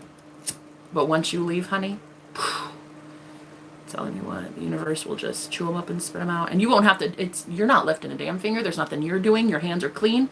You choose peace. You walk away. Everything else after that is a them thing. That's a them thing. But yeah, so you guys are totally welcome to, sit on my chat and, listen to my stories. It's cool. I have a lot of stories to tell. But I know that right now the world really needs a savior, and I need to remind you that you are the savior. Not a politician, not a pastor, not your bank account. It needs a savior. You are the savior. You are literally it. You are housing the savior already. You are housing the Christ consciousness that is the savior. The second coming of Christ is the second coming of Christ consciousness. Your awareness. Being awakened. Being like, wait, why is this happening? Wait, what? Oh my God, how long has that been taking place? Like, this is how this is your second coming. This is your literal resurrection. Okay? This is your ascension. This is your rapture. This is whatever the fuck you want to call it. It's yours, and it's always been yours. And you're entitled to it. So, let's just clear our energy, get everybody out of our bubble, baby. Get them out of your bubble, baby. Get them out. Get them out. Get them out of your bubble. Pop, pop, pop, pop, pop. Pop those bubbles, because, honey, people really do try it with me. I just don't think until now I realized how really fucking good I am. Like, nothing can touch me anymore. Nothing can affect me. I won't allow it. It's really over. When you start learning that, and then you're in your North Node, nothing will hit you. That's when you know it's really done. It's really done. The age of suffering is really done. Yeah. And all I want to teach you guys how to do is also stop suffering. Like, I want to teach you how to manifest using nothing but your thoughts to stop world suffering. That's what I want. That's literally what I want. And that's what I've always wanted. I just didn't have a platform, really. I didn't have people listening to me back then, because, like, I hadn't decided to be heard yet. I didn't care about numbers. I still don't. I don't care about numbers, the fucking algorithm, and, like, the likes and the shares and the shit. I don't care. But I do know that I'm not about to waste my time. When I speak, I want to be speaking for hundreds of thousands of people. Why? Because what I say is important. And what we're about to experience as the new wave of light beings, it's really important. It's important that you listen. It's important that you hear with ears to hear, and you see with eyes to see. It's so important in this next phase. Okay? You guys want to have your heaven on earth? Cool. You got to defend that shit. Everybody wants your heaven on earth. Everybody thinks your kingdom is theirs. Everybody wants to take your crown from your head. Everybody looks at you like you're the one to beat. So you better start reminding them you can't be beat. Okay? Okay. Because if y'all can't keep your thoughts aligned with this new version of you that has everything you want, well, I'm sorry. You will literally get booted out of heaven. You'll get booted out in the same way I did 15 years ago. I got kicked out of heaven 15 years ago. Yup. Yup. Just like Lucifer himself. Yeah? I got kicked out. I was only there for about 30 seconds. It didn't last nearly long enough because my thoughts didn't align with heaven. I kept saying, I remember when I got put back in my body. So it was an out-of-body experience, and I got sent back to my body. It was because I was begging this entity to keep me. I was like, please let me stay. Please, please, please, please, don't send me back. Don't send me back. Don't send me back. Boom! Went right back to my body. Why? Because my thoughts were aligned with fear and with loss. I was already losing it instead of keeping it. I had to go back to my body because I was associating with my body. I agreed that hell existed, so I had to go get sent there. You know what I mean? If I would have just been able to keep my thoughts aligned with, oh my God, this is so lovely. Of course I deserve this. Of course I deserve God. This is the best thing ever. If I would have had those thoughts, I would have kept heaven. but I didn't. But this was 15 years ago. I've worked on my thoughts since then.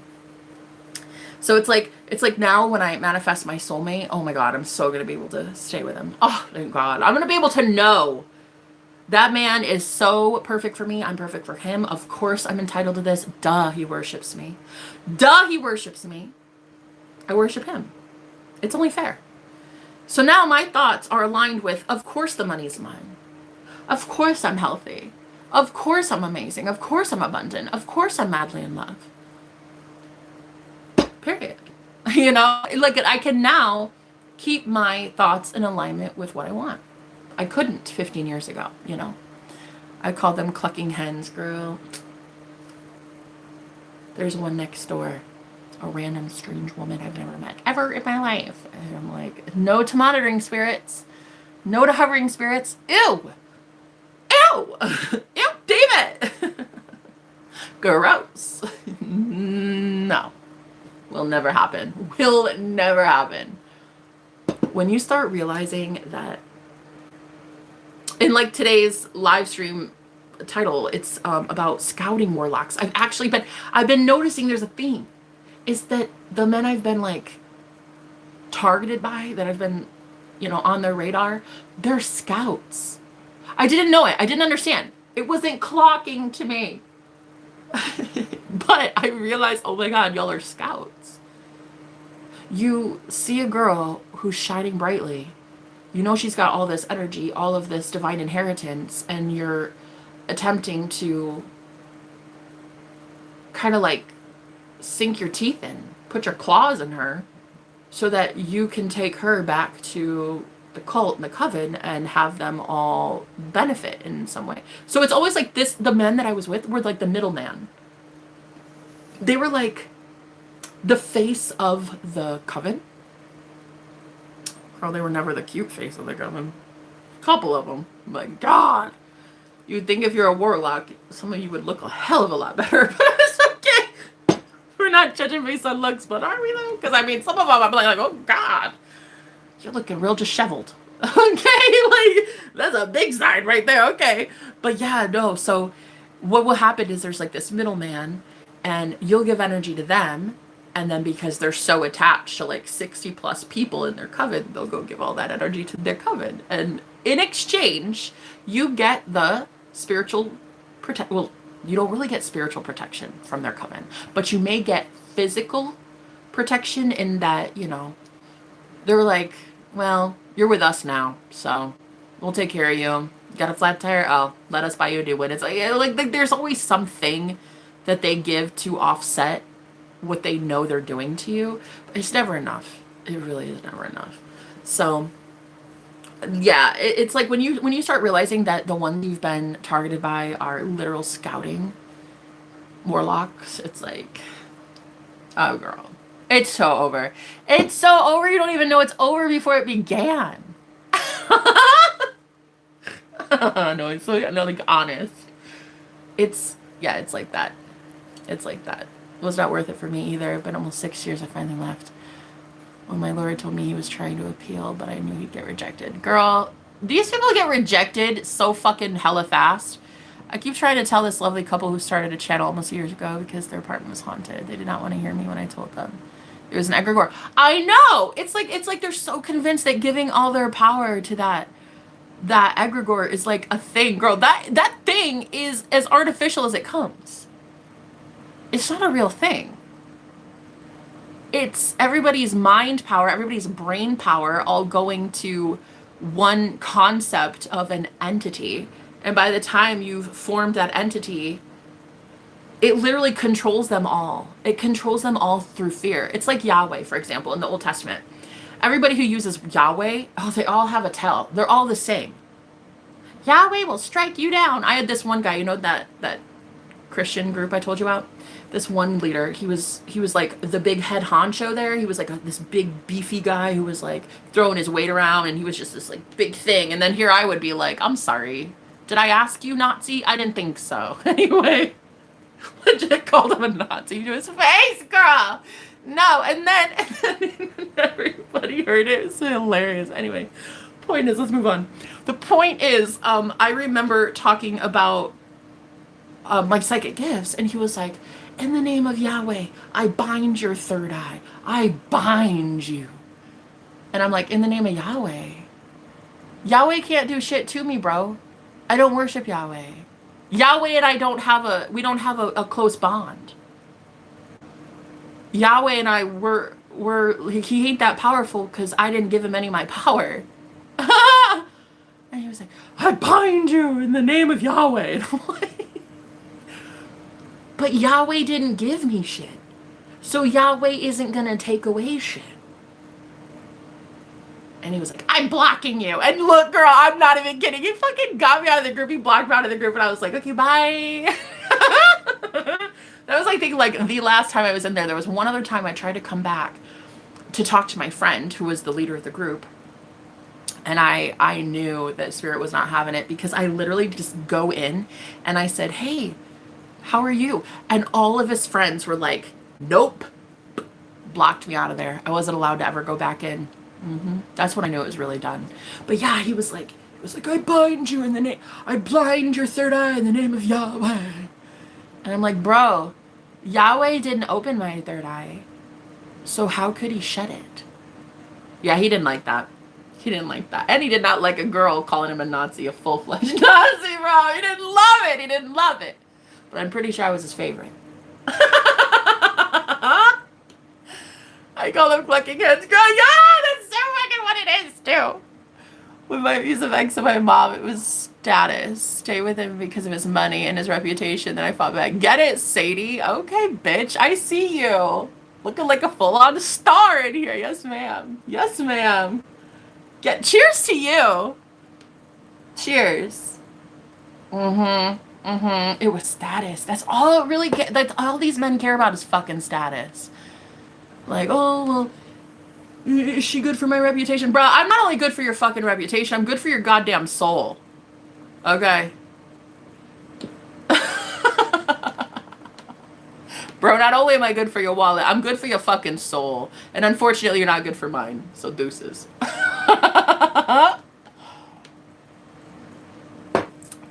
Yep, there it is. We're in a totally new age now, honey. We're in a new world now. DNA, yo, how you doing, man? A lot of the time, they are meant to be triggers for us to awakening. Yes, exactly. How you doing? Wish we lived near each other. I'd still not call out with you. Shut up with that. Shut up with that ridiculousness. Yo, because I've been in so many cults, it's like, that's the one thing I refuse. I'm like, bro, I will never be a cult leader. Ever, ever, ever. I want y'all to think for yourself. I want you to hear messages that I talk about and be like, Think for yourself, honey. Ask yourself some goddamn questions.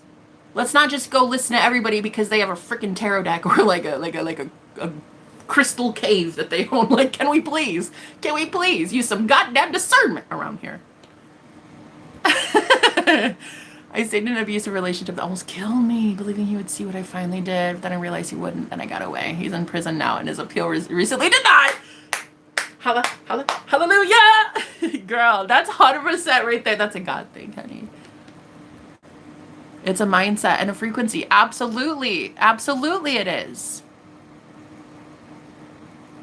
Are you kidding me? I haven't been kidding anybody for a very long time. What's your name, Mr. Cuck? Is your name Cuck? I haven't been kidding anybody for a real long time, Cuck. Yep, we create our own hell. Exactly. And we create our own heaven. It's all about, what do you want, you know? Sweet, same. Hell's mindset. Yeah, that's it. Same. She's an all-star. Thanks, Jenna. Appreciate it. Love her so much. Love her so much. Okay, guys. But yeah, one thing I've been noticing is that there really, you guys, there aren't enemies. Like, it's not me versus everybody else. And when you realize this too, it's like, they're not actually coming up against you, babe. Don't take it personally. They're coming up against the one that sent you. You know, Jesus said it in the Bible. He said, if they hate you, know they hated me first. It's not a you thing. It's the light you carry. Because people that are attached still to demonic attachments, like, they can fucking stand it. They really hate light. They hate looking at light. And they have one of two choices. they either still stare at you and they just get angrier and angrier and angrier, and they end up manifesting more and more things to be angry about because they keep staring at you, or they leave. Those are the only two choices. They avert their gaze. They just look away. You know, there's not many other things that they get to do. You know, it's like, and there really are not any enemies. You know, I love all people. I love everyone. I love even my enemies. Dude, I even love those that did try to take me out. I love them too. You know, and I have a real soft spot for especially the women in these harems and these covens that, girl, it is not their fault. It really isn't. If you look at it like, you know, a lot of people are like, well, they chose that life. But you gotta see it like they're so open as women. They're and channelers. Like they're so emotionally and psychically open. They get manipulated and taken for a ride, just like you did.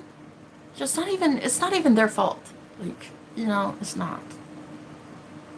It's like we see what we want to see in these men until we open our eyes and we're like, the fuck? The fuck? Wait, why? The fuck? Yeah, it's just not even really their fault, you know? Nah, I blame the warlocks. I blame the men. I really do. Because, like, they have been gatekeeping information for so long. It's like they're out here being these wannabe magicians. These low-level warlock wannabes. and then you freaking clock them in their own game. And then all of a sudden they're like, oh, well, I need to go summon in 70 other women just to like, do what she was doing. What one woman was doing, I need to go replace her with 70 others. Okay, bye. Like, see if you'll, like, that will not happen.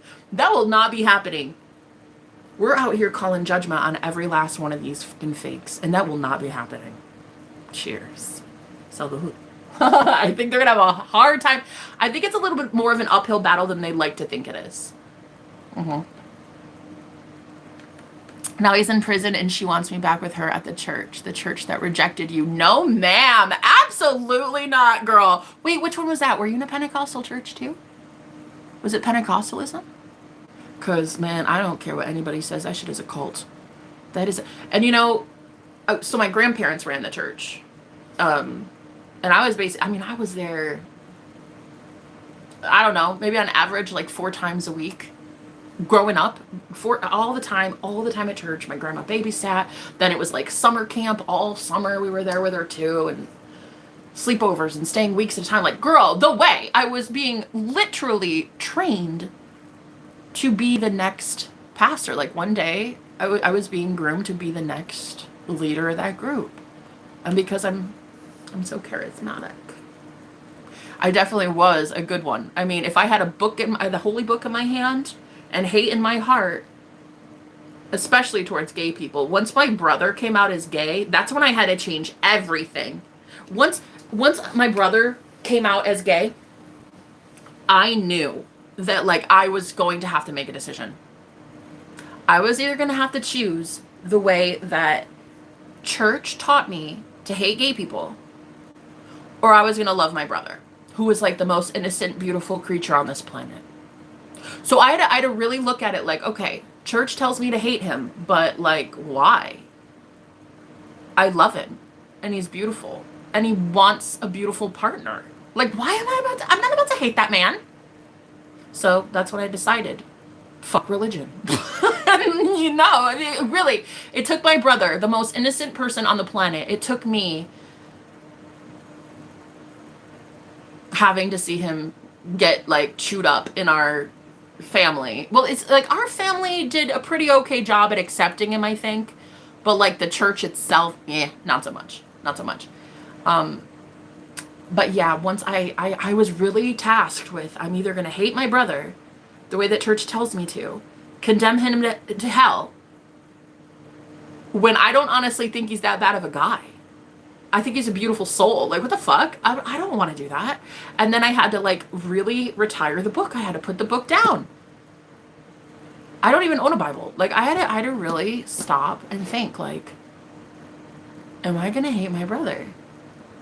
For you guys. I don't think he actually deserves hell though. Huh. And that's when I really, like, that's when it was starting to be like, oh yeah, fuck religion. You know, no, fuck that. Fuck all of you. like, fuck all of you.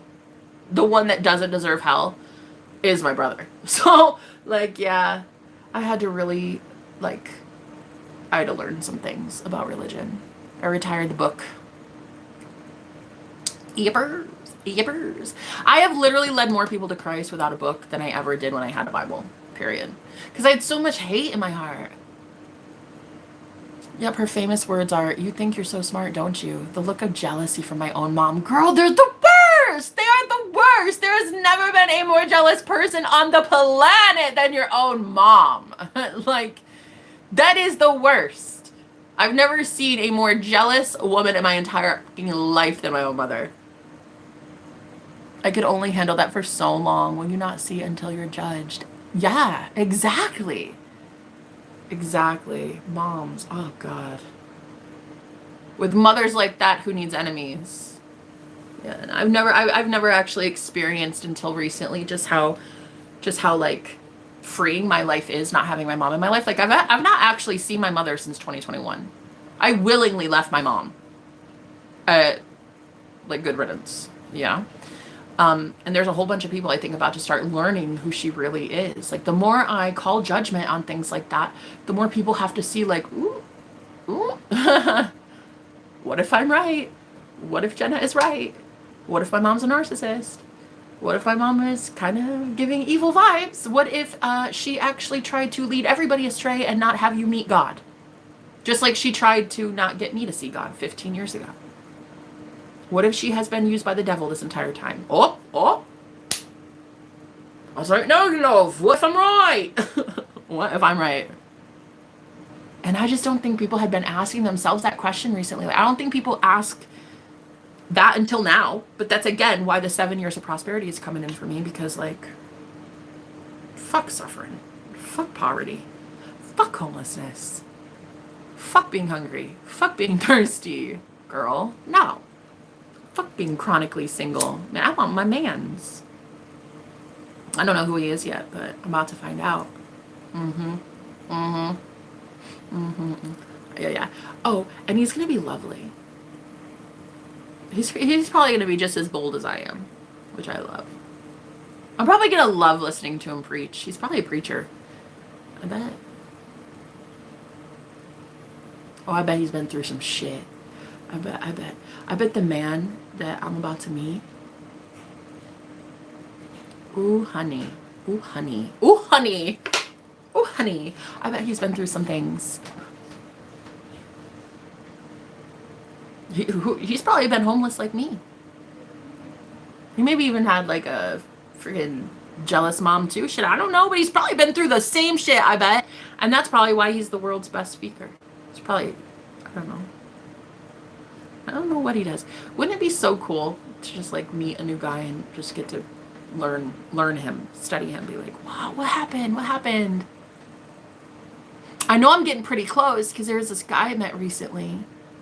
He and I had like a very similar upbringing in that I was adopted. When I was 2, I was adopted, and he was actually thrown in a dumpster when he was a newborn. Like, I'm like, yo, so you know all about rejection, huh? Cool. Okay, whoa. Like, I thought my childhood was shit. You were raised in the foster system, like, okay. So, and that's how I know I'm getting close, because like the more guys I meet, they're starting to become, it's like, I'm getting close. I could tell. Because like the ones that I'm bringing in, they're getting closer and closer to the guy that I'm like seeing in my mind's eye, you know? It's like, it's almost there. But yeah, I'm sure he's going to be a very powerful man, whoever he is. I pray for you, honey. I pray for you, babe. I don't know you yet, but I pray for you. I actually do. I pray for my husband. I pray for my future husband. I tell God, like, keep him safe. Keep my real husband safe. Yeah. Thank you, God. Thank you, God. And now that I'm in my North Node, now that I'm in my life purpose, and now that I'm like, oh shit, like this is literally what I'm supposed to do. I'm supposed to be sharing my testimony. and living life free and showing you guys what it's like to have the Most High God bless you. Like, oh, okay. All right, cool. Now I'm ready for a man then. Yeah. I'm ready for a man that's also in his North Node. I wouldn't admit she was a narcissist until a year ago, and this all happened for me 6 years ago. I still kept my boundaries. Exactly, yeah. Oh, what's so crazy? I'm actually getting a download about high priestesses in these cults and covens. I'm getting messages about high priestesses. Okay, crazy. I'm getting this message right now about how the best of the best is what they've been using, who they've been trying to employ, who they've been trying to summon in, the best of the best that they have. I heard recon. What does that mean? Reconnaissance? Recon. I heard recon. Let me see what that is. I'm getting messages about high priestesses right now who are attempting to do something with a warlock, with somebody that but see, I'm hearing the way that you have intentions towards that person, it needs to be matched with that same level of love back to you. It needs to be reciprocated, or the information that they're going to be giving to that warlock is wrong. It will literally be their curse, their demise, their downfall if they go to tell a message that isn't love about you. Interesting. I heard the name Sarah. I just heard Sarah. Let me see. Recon. What is that? What is that? Reconnaissance? Definition. It refers to preliminary exploration, survey. Oh, okay. Surveying or gathering of information to assess a situation. Right. Okay. Okay. So this is what I'm getting. Listen to me. This is crazy. Okay. So the best high priestesses that a lot of these warlocks have, they've been employed or tasked trying to get information on you. It's the best that they have. I'm hearing the best that they have still ain't good enough. Like, because the recon, what information are they getting? Queen of Swords, bro. I'm telling you what I know. It's not good enough. Because they're not in the Queen of Swords energy. It's like the Queen of Swords knows her shit, and she's very precise and very clear, and there's something about you that they can't quite pinpoint because they're not in the Queen of Swords. So when they go to give this information, it's like confusing. It's muzzled. I didn't mean to say muzzled. I meant to say fuzzy. Give me more on that. The sun in reverse. Exactly. Oh my God, girl, I'm hearing the craziest shit. I'm hearing, Deborah, I heard Deborah, 3 of Swords, 8 of, it's like I'm hearing, a lot of these high priestesses, they think they're going to be on the chopping block next, like they're going to be abandoned by this warlock. If they don't give the right answer about you, and they don't have the right answer because they're not in the sun energy with the Queen of Swords, so they don't know the truth. So it's almost like they have to fudge the truth, or they have to like pretend they know more than they do. They have to pretend they know more. Yeah, and yes, to still stay in that person's good graces, right? The king, I'm hearing the king. 9 of Pentacles, like for this high priestess to still have all of this abundance, they need to stay in this warlock's good graces. So what's the truth they want to say about you? 5 of Wands. What's the truth they want to say about you to the warlock? What's that? The Knight of Swords. It's very much like combative fighting energy. These 2 cards. It's like war, anger, hostility. They really want to portray this to the warlock. And I keep hearing, I don't have enough info yet. Let me keep going. Let me keep being employed. I don't know. I'm getting something about like Nostradamus here. I'm getting something about like the way that Nostradamus, didn't he work for the king or something? Oh my God, the King of Swords, bitch. You can't make it up. I just need a little more time. I will be able to figure it out. But they can't figure it out, can they? The Hangman. Not anymore. Why? The Hangman. Four of Pentacles. Because you're holding back what you know. We have the Magician here with the Four of Pentacles. You're actually holding back your magic. The way that you manifest, it's like it's being held back. Nobody gets to know this. You've recently discovered in the Hangman, like a clarity, like a download came in, an aha moment, enlightenment about how to hold back your magic. And so this person really can't figure out how you hold it back, though. Oh, shit. Oh, shit. Are the name Vivian? That could be important for somebody. Vivian. Six of Wands, right? It's so fucking crazy. It's like, until now, death, judgment. Until now, they were able to get away with this. Like, they were able to figure it out. They were able to figure out how you can work your way out of something. They were able to pinpoint how you could get out of a troublesome situation. And now this High Priestess cannot do that. Death and judgment.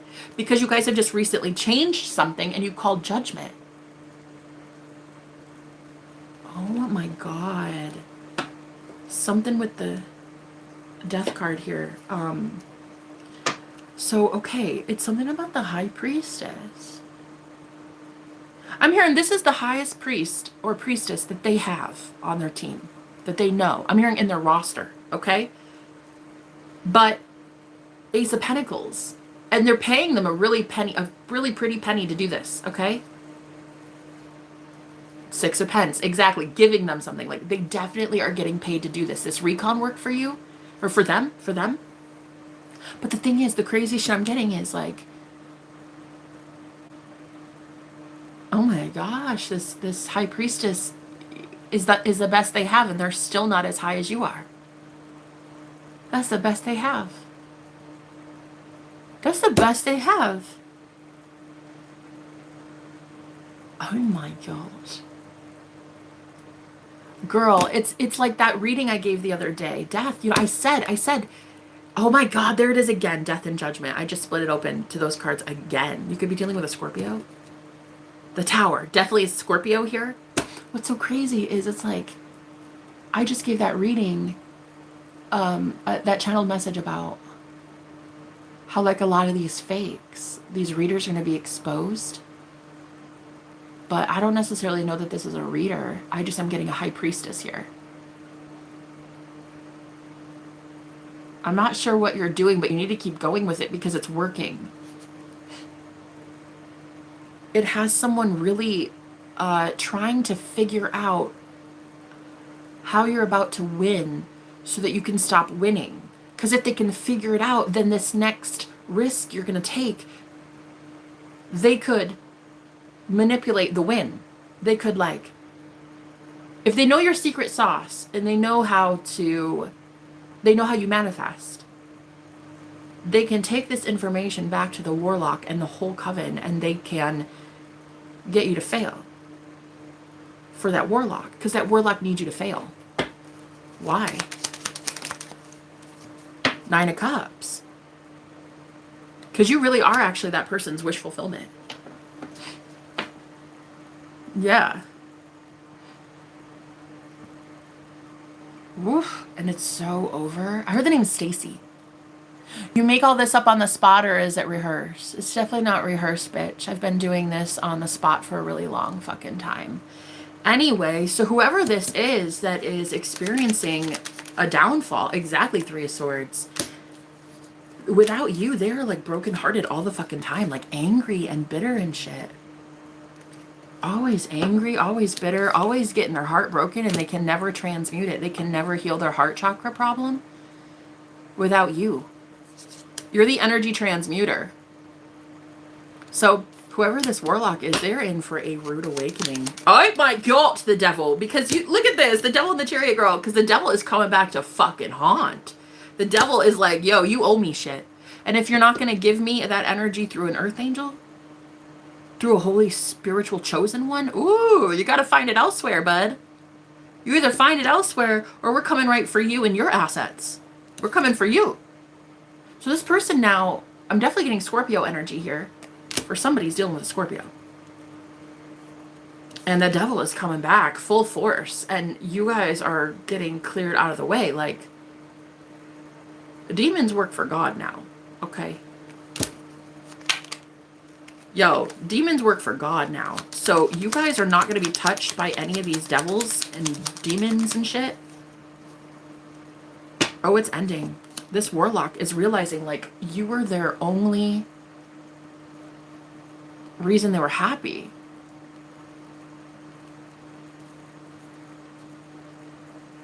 Damn. So this high priestess, what about it? What is she saying, she or he? About the collective. Queen of Wands. 9 of Wands in reverse.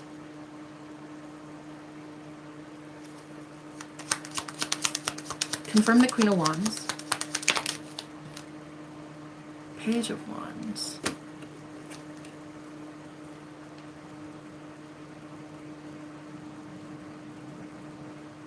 This high priestess is saying that the collective isn't mentioning it, but that you've already seen witchcraft. You've already seen the Queen of Wands in reverse.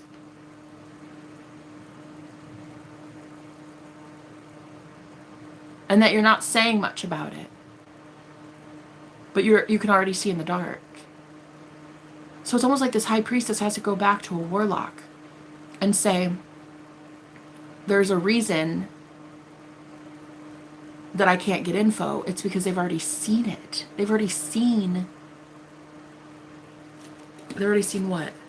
Collective's already seen what? Pages, so, bro, you can't make this shit up. That is literally the spy card. But I'm also getting some about, like, people that astral travel to you and shit. You're able to see ahead of time. People that have been trying to spy. That's the spy card. Like, people who have been watching you.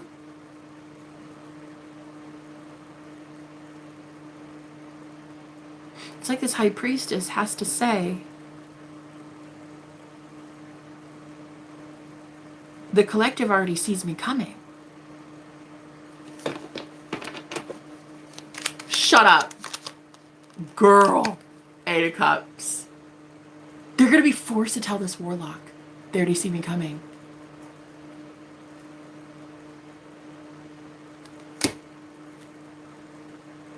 Shut up right now. What's this 8 of Cups, bitch? Is this them having to leave you alone? Stop. It is. Ace of Pentacles. And this is what's really fucking irritating them, because they just got their palm greased. They just got some sort of opportunity for doing this work. And so now they're actually afraid that they're going to go tell the truth, which is the truth, that you can't be harmed like this anymore. And it is the truth, but they think that they're going to be off the pay roster. Like, they're not going to be paid by this warlock anymore. They're going to fall out of their goodwill. They're going to fall out of their good graces. And until now, that high priestess has been getting their palms greased, honey. There's been big money in it for them, is what I'm hearing. Okay, so tell me more. 7 of Wands, 5 of Swords. It's almost like if they don't admit to this warlock the truth that you are so divinely protected and you've already been in war, they're going against their own soul, because that would be a lie. Because you very much are protected, and they need to go tell this warlock that you are protected and there's not much they can do. However, they know as soon as they tell the truth, this warlock could fire them. Get them completely out of their good graces and never give them a dime. Because I'm hearing, wow, you're the best I've got and you can't defeat them. I've been paying you all this money. I've been making sure you've been safe this entire time. I've been giving you all these upgrades and these new gigs, and I've been hooking you up with all the right people, and you've been rubbing elbows with all my friends, and you can't fucking crack the code on how the divine keeps blessing this person. How they keep making ends meet, how they keep landing on their feet. You can't, are you serious? That's what this high priestess is afraid of. Do they have a right to feel that scared? King of Cups in reverse, they absolutely do, because they know that this person is an emotional manipulator. They know that this King of Cups, while upright, could keep giving to them, but it's in reverse and they won't. They won't. Queen of Cups, the King and Queen of Cups in reverse, they won't. They're going to end this. They know it. They know it. And so there's something about, like, does this High Priestess give the truth to save their soul, to stay in alignment with what they know as a High Priestess, which is like the code of ethics, but then they lose their income. They lose their benefits. Yup, that's what it is. King and Queen, whoever these two are, they're both in reverse because they will be parting ways. Whoa. They will be parting ways, yeah. Ten of Swords, it will be over. Oh, look! Collaboration. Them working together, completely over. Flatlined. Done. They will never work together again. And I'm hearing that High Priestess made money. Like money. Money. I'm hearing, oh my God, they were in their good graces for years and they made money. They made bank. They made bank because so far as a High Priestess, they were able to get this coven to destroy your endeavors, to destroy your plans. Right. They'd be able to, like, see what your plan was before it was going to happen, and then, oh my God, girl. They were able to somehow use evil eye or something. I don't know, but yeah, they used to be able to get your plan, and now they can't. And they think they're going to be fired, and I'm hearing they are. I heard the squad. I'm going to be fired off the squad. They are. This is what they're afraid of. They're like, I either lie to this warlock and I say, like, oh, you're going to do this and you're going to do this, collective, and you're going to go here at this time, and you're doing it because you're a thief and you're stealing shit, or you're doing that. It's like they can either compromise their soul or they compromise their wallet. Yo, the High Priestesses now, they either compromise their integrity and they lie to this warlock in order to stay on the pay scale, to stay on the payroll. Or they tell the truth and they get fired, and they fucking know it too. They know it. They know they'll get fired. And they're going to lose all their good graces. You know what I'm hearing? I'm hearing this warlock say, yeah, I'm gonna fire you, get you off the team, because there's obviously something stronger. It's whoever the collective is working with. It's whatever people they're working with. It's whatever coven they've got going. It's something. And so I'm hearing, oh yeah, I'm gonna fire you, because what a waste of money. What a waste of resources. You might be a High Priestess, but you ain't that high. You ain't that high up. So they are going to lose their gig. They're going to lose their safety. Like, they're going to lose whatever safety they had in that coven. And I'm hearing you guys, you don't even belong to a coven. You just literally are in alignment with the Most High God. Like, and this warlock will never be able to afford you. They never could employ you. You don't work for creeps. That's what I heard. I'm a creep. I'm a widow. You would never. What the hell am I doing here? Oh my God. So what's going to happen is this warlock is going to end up firing this High Priestess. I'm hearing this is the best one we have. This is why we paid you the big bucks. That's what I'm hearing. Girl, stop. I'm hearing, oh my God. Girl, that's what I'm hearing. I'm hearing this is why we paid you the big bucks. You were the best we had. Why the fuck can't you tell me how so-and-so is winning? What did they just do to change up? What did they just do that has this warlock feeling drained? Because now the only way this warlock can actually siphon energy from you seems to be in the spirit realm. And I am hearing a lot of rape and violations are happening in the astral plane. So a lot of these warlocks have been spiritually raping you. Yes, I am hearing that. I'm hearing that a lot of these people come to you in the dream space to siphon from you sexually. Yep. Yeah, and that's a violation. And so the more and more and more they do that, the more the Holy Spirit is judging them, and they're not going to be allowed to get away with that much longer. So they need to find out They're desperate to find out what just changed in your energy, how you did it. And they can't even get that info from their highest high priest, from the best that they've got. And I'm hearing this high priestess, he or she, they have been trying to prove how good they are as a high priestess. And I heard, if you would have listened to some of their conversations that they were having about you, you would laugh in their face. You would laugh. You would laugh as a high priestess that's in the Most High God. You would laugh because whoever this person is, they only know like the ABCs, like the basics. You're on level 200 while this high priestess is at level 2.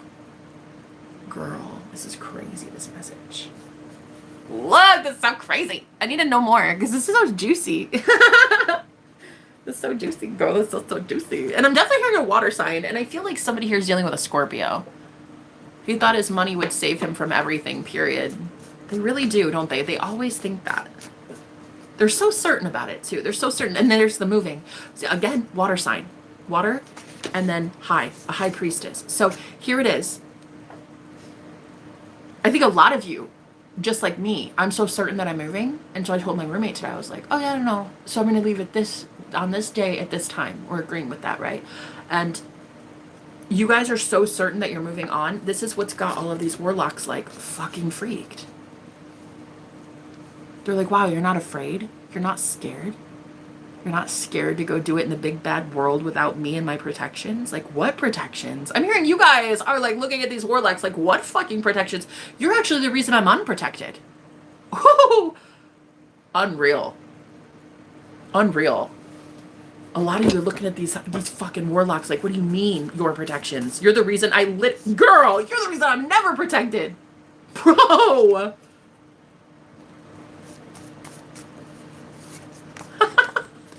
Corrections. Yo, I'm telling you, your energy got corrected recently. Your energy is like, it's like, okay, basically when you just wake up one day and you're like, oh, yep, no, I'm leaving. Right. 100%, period. Love that. I love that for me. And you get in this energy of like, whatever it is, I'm going to win. I'm going to have the biggest win ever. They think that you know something they don't, and you do.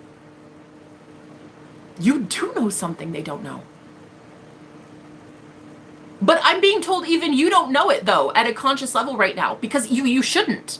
Because if you knew what was about to happen and how to win, this person would be able to get it out of you. So it's almost like your higher self has it under lock and key. You're not going to know how to win. You're just going to have to play it by ear, and you're going to have to be in the present moment this whole time to get out of the situation. Right? You do know what it is, but you also don't yet. Your higher self knows how it's going to get you out, but your lower self, your 3D egoic conscious self doesn't really know the next plan. Good, because that's exactly how it should be. Because I feel like this person would ask you like, oh, so did you meet somebody new, or did you get that loan, or did your parents give you money to do this, or you know what I mean? And I feel like you guys are not supposed to know what's going to happen next, though your higher self does. And so the thing that you know that this high priestess doesn't is how to stay in the present moment. And you stay in the present moment where all you do is win, and you keep speaking life over yourself. You say things like, oh yeah, no, I always land on my feet. Period. My life's just going to be amazing. I win. Always, always, always. I always win. I literally always win. There's not even a game. It's not even a game. There's not even wins or loses. There's just, I'm epic and I always get what I want. There's no like secret hidden code or like a secret sauce or like a potion. It's just I'm a fucking baddie. I'm just amazing. No, I'm like literally just a fucking god. Yeah, that's it. Wow. This whole coven is going to shit, and I heard it starts with the warlock. It starts with the warlock. What's gonna happen there? What's gonna happen? That spiritual coven, it's girl, it's all going to hell in a handbasket, wafted. It's like this person had been going to this high priestess for spiritual advice often. And now I'm here and I can't even trust you. I can't even trust you to get the right fucking memo. But I'm hearing this high priestess isn't even lying, though. I don't think they're going to lie. I think they're going to be seriously truthful. It's not that they're a liar. This high priestess is very trustworthy. Tell me more. 4 cups. Are they trustworthy? Are they trustworthy?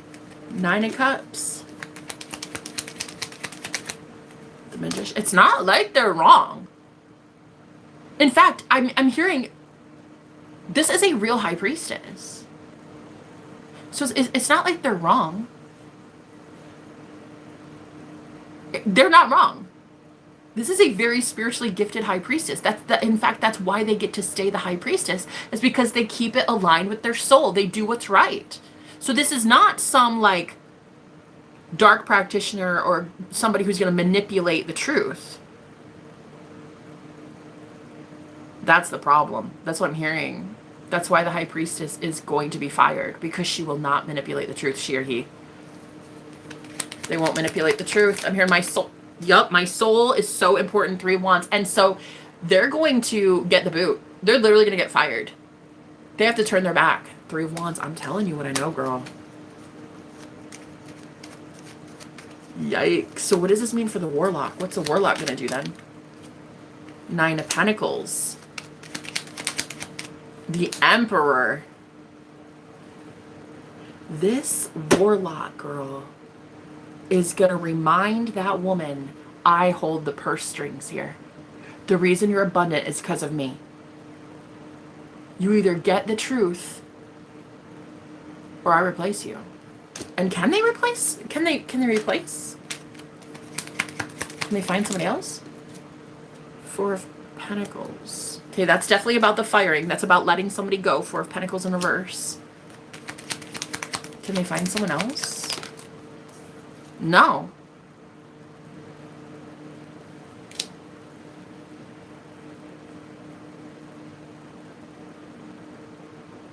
That was their best option. That's like trying to, right. That's like trying to replace God. Exactly. Because this high priestess, hello family, how you doing? Because this high priestess is not a bad person. Like, at all. I feel like God is very much going to take care of that high priestess. Okay? And their soul is intact because they're going to be telling the truth. So, and they're going to be like honest about you. I'm hearing they're not throwing anything. Your judgment. They're making a righteous judgment call. So it's not that they're bad. They're actually really gifted. Yikes. I'm getting some about this Warlock wanting to replace them though. And it's like, who better? I literally just got a message that says they will walk away forever. Shut up. I just got a notification that says they will walk away forever. See, there it is. I told you they're turning their back. They'll walk away forever. And it's like the, I'm hearing this high priestess say to the Warlock, like, just say it to my face. Say it one time that you'll take my financial provisions. Say it one time, I'll never come back. I'll never do your bidding again. Just say it one time. Say it with your chest. They'll be leaving forever. I'm hearing because this high priestess is like, I'll never be able to unsee it. I'll never be able to unsee how I gave you the truth and you wanted to fire me for it. I'll never be able to unsee that shit. Girl, the Hermit. And this, whoever this high priestess is, they are really good at doing it solo.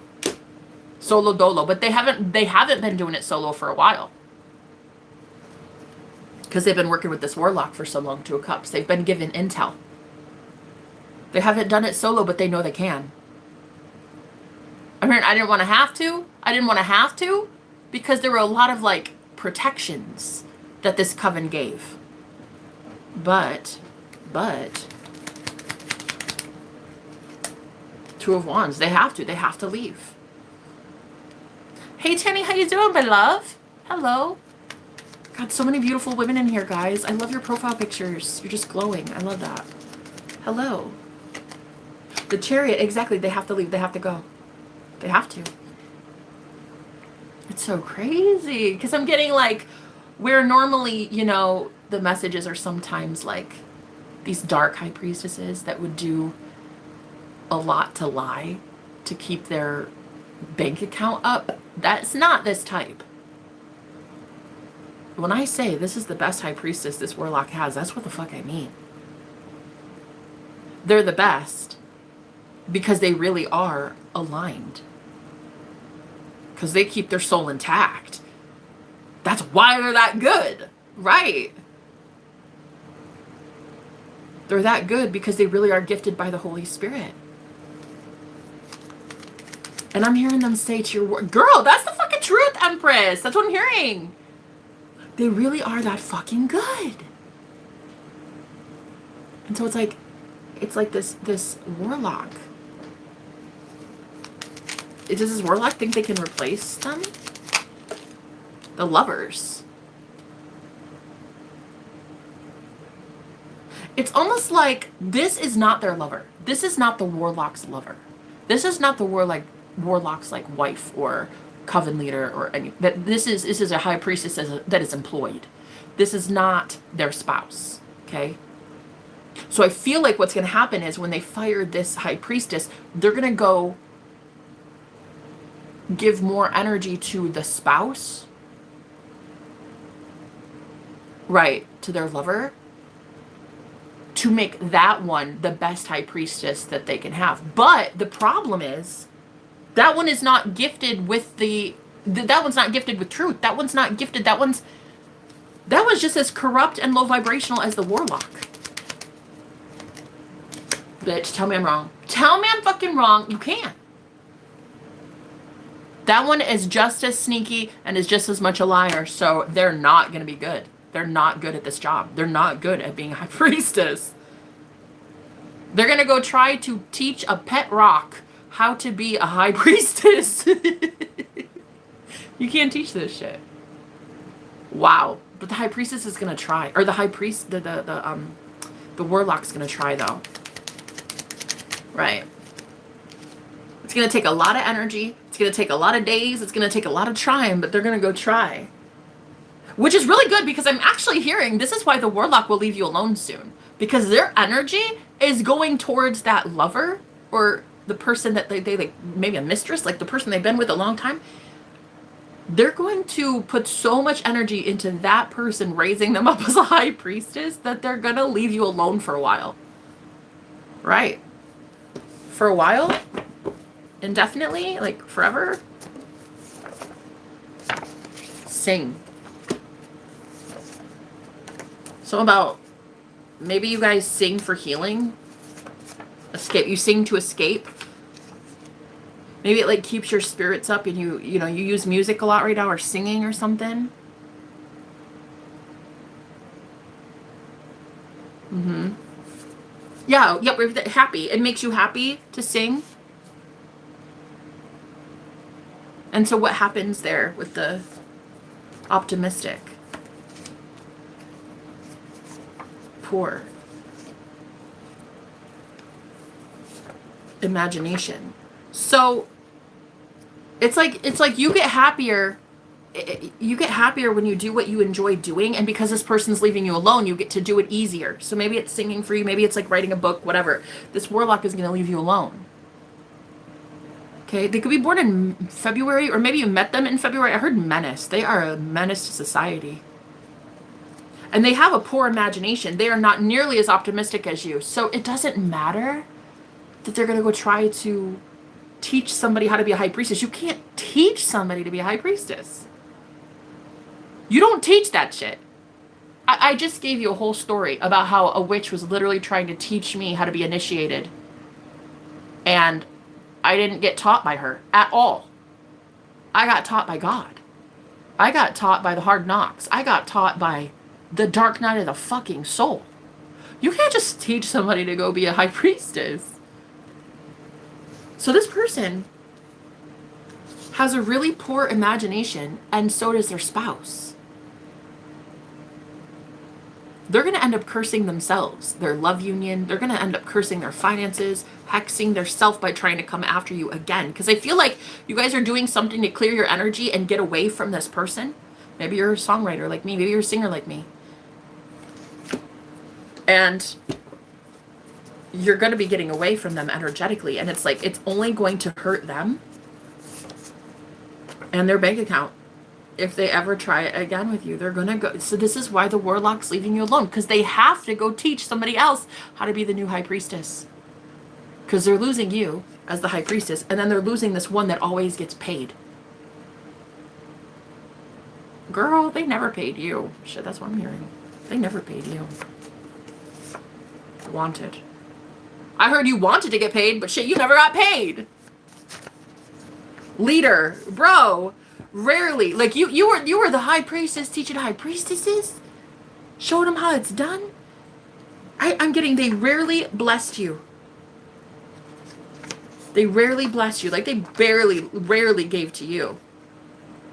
This is why you're the ruthless motherfucker that you are. This is why you're the leader. Because you did it without their help, girl. That's what I'm hearing. You did it without them. Egotistical. Wow, this is crazy. This is the fall of a warlock. This is the beginning of the fall of a warlock. Their whole community, girl, when they fire that high priestess, ooh, baby! Not only are they losing you as a high priestess, they're losing this paid high priestess. You know what I just heard? I heard that Bible verse where 2 or more gathered in my name. You and this high priestess have something in common. You both can see. You're both seers. Maybe this person's name starts with C. You're both seers. Where you two are gathered in love. And you are, because you're both truth speakers. You're both. Yes, this is not a bad high priestess. This is actually a good person.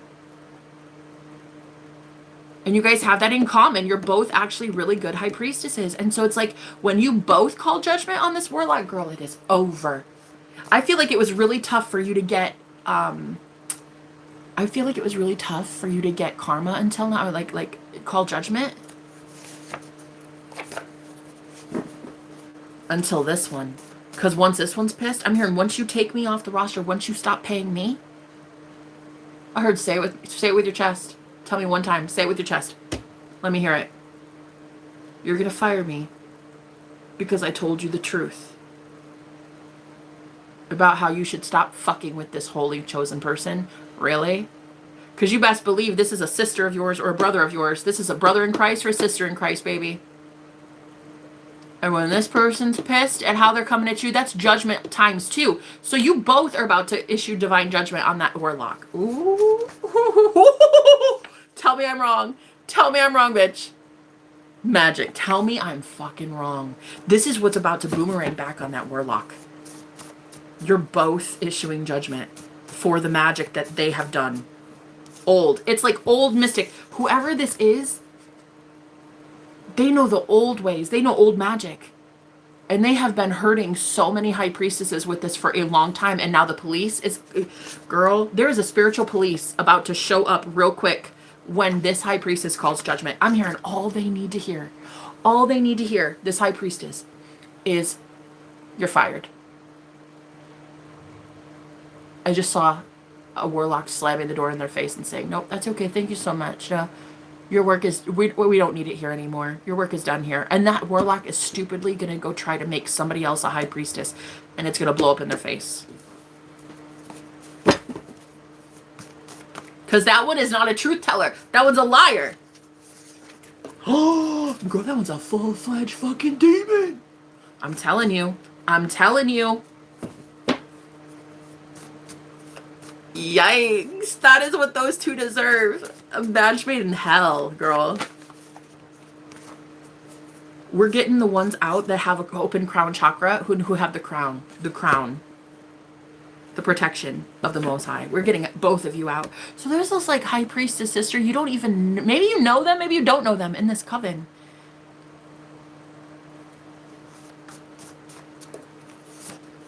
Focus. And until now, Her focus was simply on reporting back what you're doing. Fire. And they're getting fired because they can't do it anymore. Oh my God, girl. Unfucking believable fire time. I'm telling you what I know. Their time's run out. They're about to see the true colors of this warlock.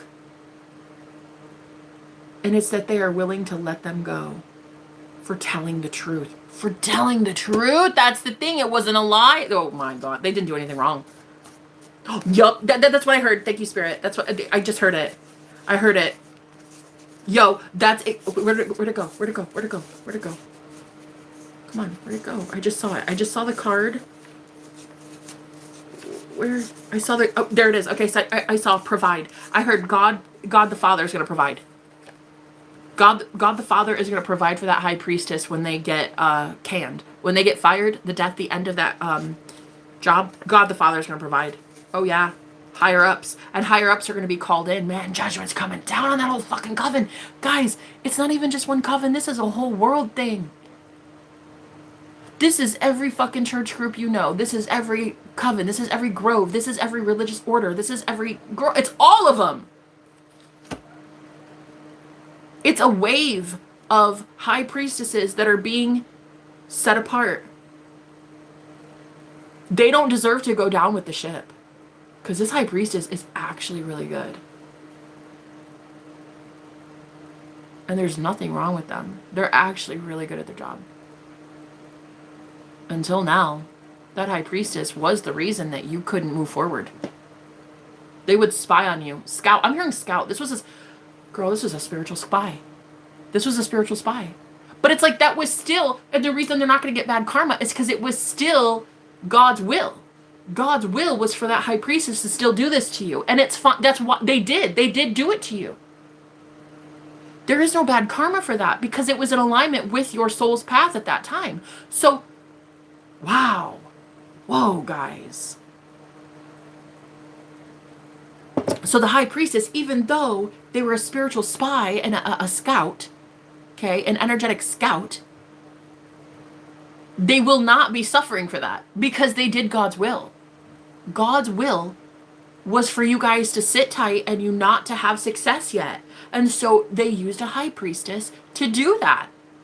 Whoa, bitch, this is the crazy... Girl, this is the craziest fucking message I've ever given in my life, honey. Oh my God. Skilled. Bro, tell me I'm wrong. I told you this is a skilled bitch. She or he... Ooh, honey. They knew what to do. They knew what to do to stop you. They're good at it. They're really good at stopping people. And until now, you wanted them to stop you. I mean, you might not have done it consciously, but you guys were out here saying, oh, nobody ever notices my messages. Nobody ever gives to me. You know, I never get cool jobs. I can't ever. I feel like everybody's watching me and surveilling me and justice. And now you decided, fuck that. Fuck that. Now it's my time. And now this person's still doing God's will. They're still doing God's will and agreeing. It is your time. This high priestess is still doing God's will and saying, well, we can't fuck with them anymore. They don't want it. And I'm hearing this warlock is a little bit delayed in that they are like, yeah, well, bet. I don't care what they want. I don't care what they want. I care what I want. Are they named Mikey? Mikey? Okay.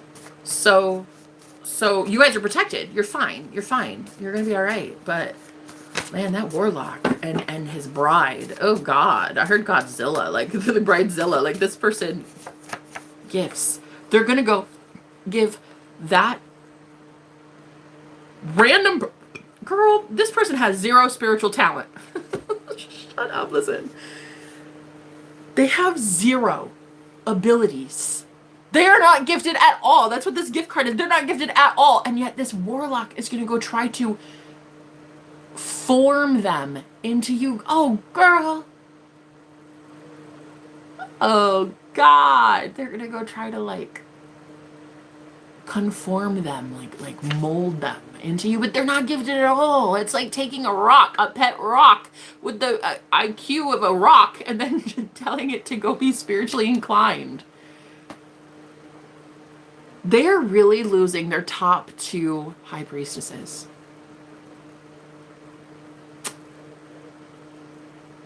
And that high priestess, even though she fucked up your life, honey, I am hearing that. I am hearing that. They fucked up your life. I am hearing there's not going to be 1 ounce of bad karma that comes to that high priestess. Because she is still doing God's will. Yup. Because she's that in alignment. She's that in truth with God. She really is. And it was the soul's purpose at that time to be stopped. And God needed a high priestess to do it. So, but her time is up. And she's no longer needed to be employed. Wow. Unreal. Unbelievable. Girl, unbelievable, this message.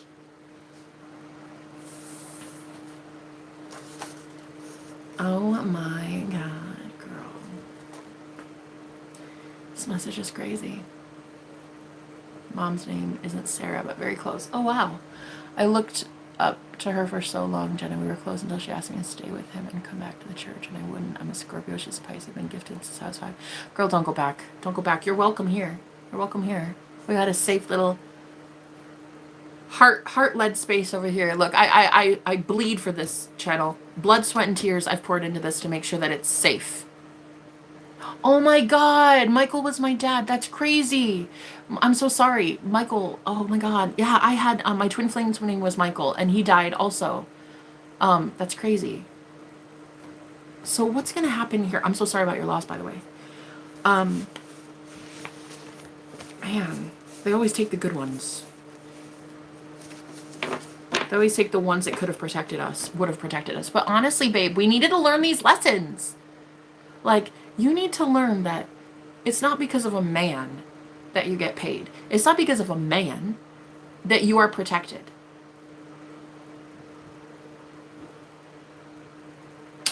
You needed to learn it. And then you decided. And because you decided, I'm leaving. I'm getting out of this coven. Oh my God. Even their top fucking high priestess has to agree and let you go. Girl, it's unreal. It's unfathomable. And that warlock is legit gonna go try to like make an average muggle into a high priestess. It's laughable, bro. It's laughable.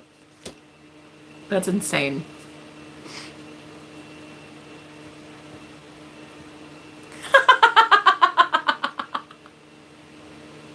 No, I mean it. Just picture like the biggest, baddest warlock you've ever known.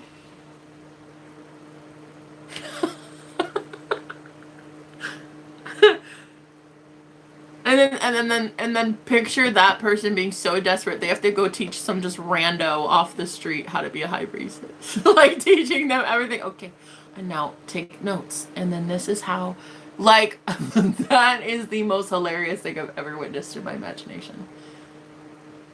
Okay, so what do you have? Okay, so tell me. Astral travel happens like this. Okay, right. And what's this astrology sign about? Okay, and then this, and then, like, this is oh my God, it's hilarious as shit, honey. It's like them taking all of their energy and having to give it to somebody else to teach a rando how to do magic.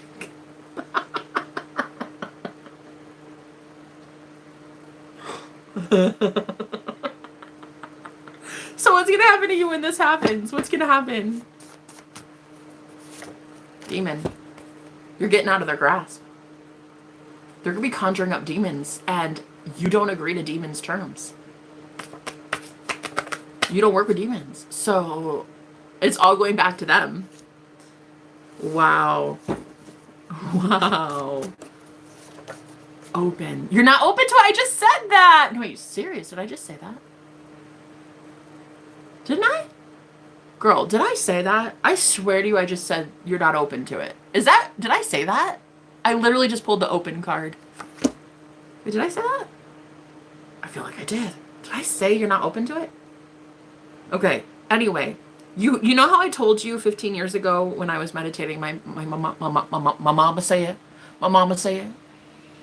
Jenna, meditation is the devil.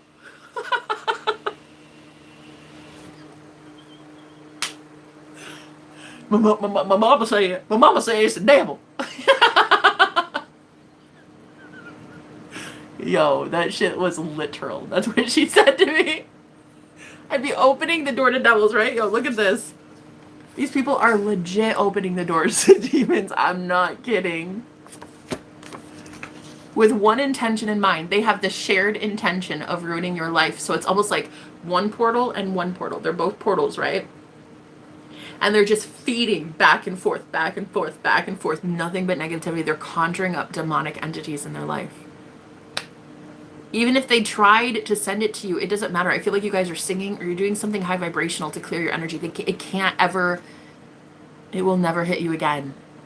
Guys, this is how it's worked. The Spirit is showing me how you just decided, I'm done in this cult. I'm done being their scapegoat. I'm done being their literal,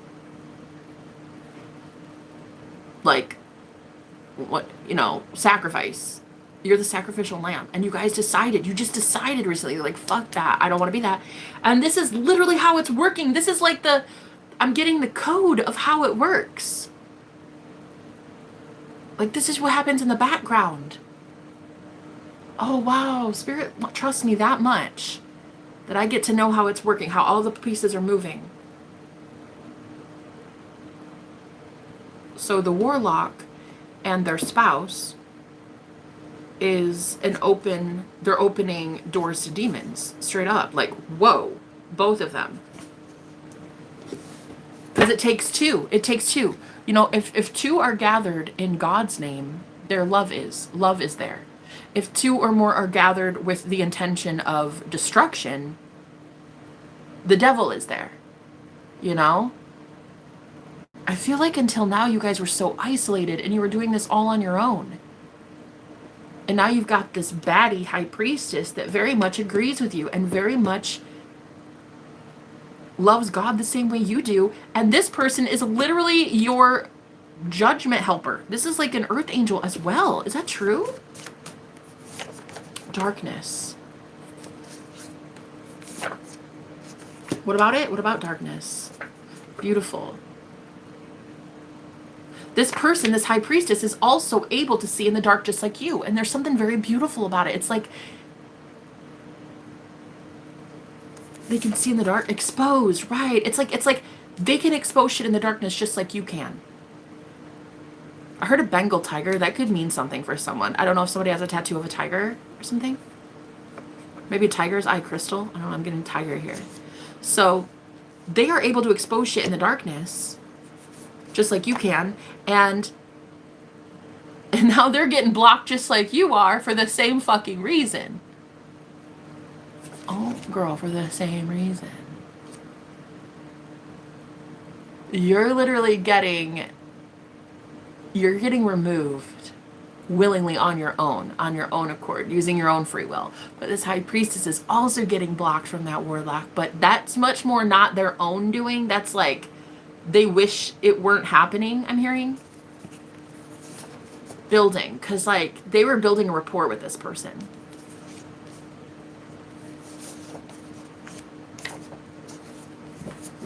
Mm-hmm. They didn't want to be fired, but they're getting fired. Mm-hmm. Mm-hmm. That's crazy. I can't believe Spirit is giving me the eyes to see all this. This is fucking nuts. This is literally how it works.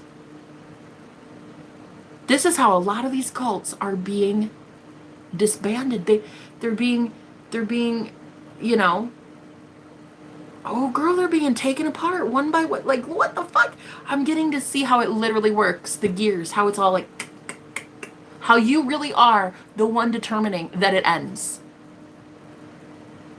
No blood on your hands. You're hella innocent. You're not lifting a finger. You're not choosing violence. You're not choosing silence. You're just doing it by choosing to have better. That's it. That's literally it.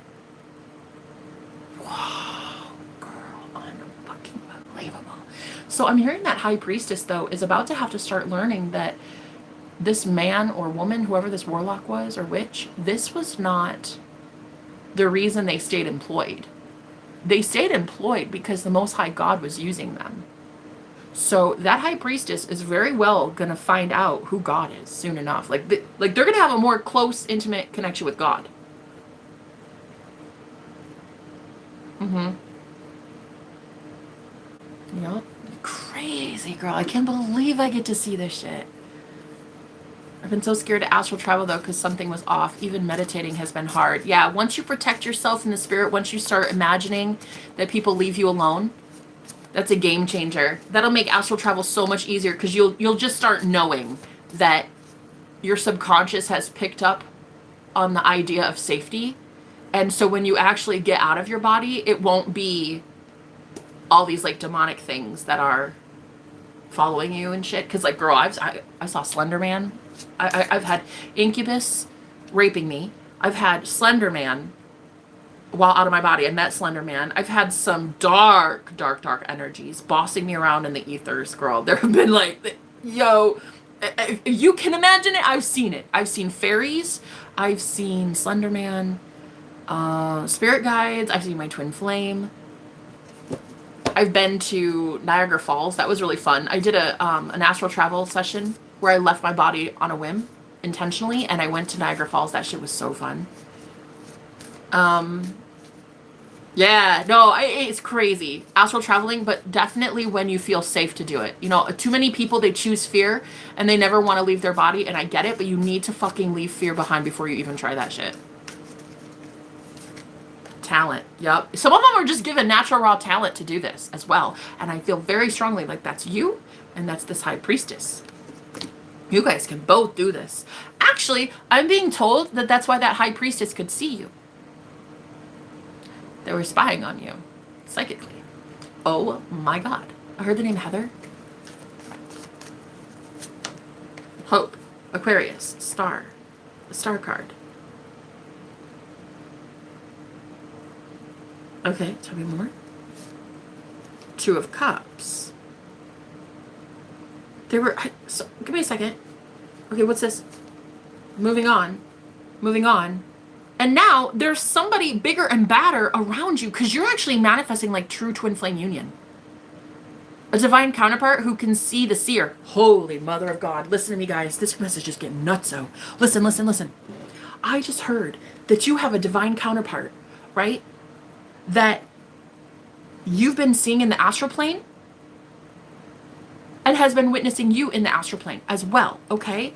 And that's why this high priestess can no longer watch you or see you or view you, because there's somebody viewing them. Girl, shut the fuck up. The number 26 can be important, or 17. You could be born on the 17th or the 26th, maybe. Passion, girl, I'm telling you what the fuck I know. You have somebody who is so passionate about you protecting you. There it is. Passion and protection. Oh, I almost said projection, like astral projection. Somebody is able to view the viewer. Monitor the monitor. There is a loved one you have that is coming into your energy, and they can see the one that's been monitoring you, bitch. Shut up right now. Shut up right now. Victory and success. I'm telling you what I know. They are able to see the one that has been hurting your success. Disrupting your success. I'm telling you. Could be a Scorpio. I definitely am getting a Scorpio was like fucking with you for a really long time. Somebody here needs to know that. Oh my God. Somebody is coming into your life that's like pure unconditional love. And this person, they have been witnessing you get disruption after disruption after disruption because of this high priestess. Ooh, in my throat. Ooh. Uh-oh. Uh-oh. Uh-oh. Freedom. Girl. They have been witnessing someone hurt your throat chakra. Not allowing you the freedom to express yourself. Girl, there is somebody coming in. Not the door opening as I say it. No. No. Not the fucking door opening, love. Fucking front door just, oh girl, happiness, heart. Oh, listen to me. Listen to me. Listen to me right the fuck now. Somebody's coming in. Somebody's coming in. Oh my God. And I'm hearing, yeah, you guys can see yourself out now. Here's the door. See yourself out, see yourself out. Whoever this is a very strong person. I just heard Wrangler. I heard Wrangler jeans. That could be very important for somebody. I don't know if somebody bought new Wrangler jeans. I just heard Wrangler so loud. Maybe they drive a Jeep Wrangler. I don't know. I heard it though. Okay. Oh my God. Not only is this person clairvoyant, they're madly in love with you. Absolutely fucking obsessed with having you. And I'm hearing they are witnessing someone witness you. They are watching someone watch you in the ethers. And so what's happening there? What's happening there? Star. Aquarius. Again, there it is. The hope card, the star card. And this person believes that this is why you were never allowed to be the star yet. Like you weren't the star of the show. You weren't free to speak. Right. Caught. And they're catching that person. It's like, well, I caught you now. Oh, I caught you now. I caught you watching the star. Lonely. Excuse me. Making you guys so lonely, making you unhappy. Oh my God. Who is this? Flirting. It's somebody that you are just barely talking to, or like you barely know them. I heard the name Andy. Hugs. I heard hugs. Maybe their name starts with an H. Okay. I'm hearing they very much have a crush on you. And you might have a crush on them. Heal. Girl, you can't make this shit up. They're a healer. The letter H. Henry, maybe? As in... Literally... Shut up. Stop right now. Literally listen to me! I'm always fucking right. This message is so lovely. The distraction. Oh my God, girl. I literally just got a message that says, don't fall for their pity party. You deserve this new love. Listen to me. Listen to me. A message on my phone from a reader I love. She just said, don't fall for the pity party. You deserve this new love. I am telling you, this new love is a healer. They are a mystic. This is a shaman. And they are watching the one that watches you.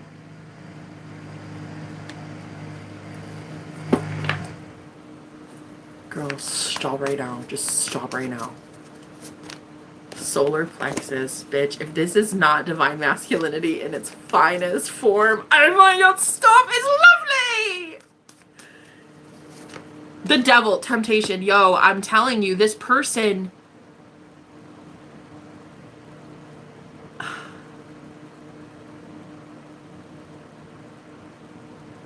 Temptation.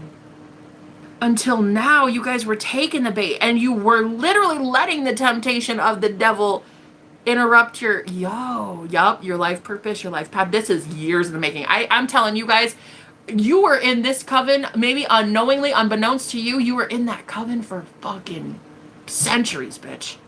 Your higher self has been targeted and summoned into this group for, I'm talking, lifetimes.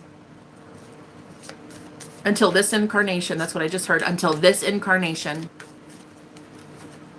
Strength. This one gave you strength. This one, you're stronger. And you're able to get out of this. Oh my God. Girl, I feel like there's some... I heard Henrico.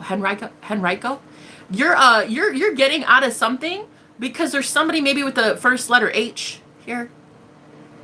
See, I'm noticing I didn't even mean to, on this card, I didn't mean to write my H's like that. I actually don't write my H's like that. So I don't know why they were, but it's like two crosses. Your paths have crossed with this person, I think. I think you know who they are. Okay. Oh my God.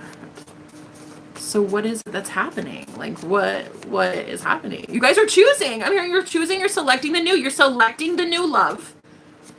You're selecting God the Father to provide for you. And bro, it is literally coming in the form of a person. God the Father is like, I have set somebody apart for you to provide for you, to protect you, just like a father would, just like a protector and a provider. Yup. Oh, it's so, this is gorgeous. Heard the name Donnelly.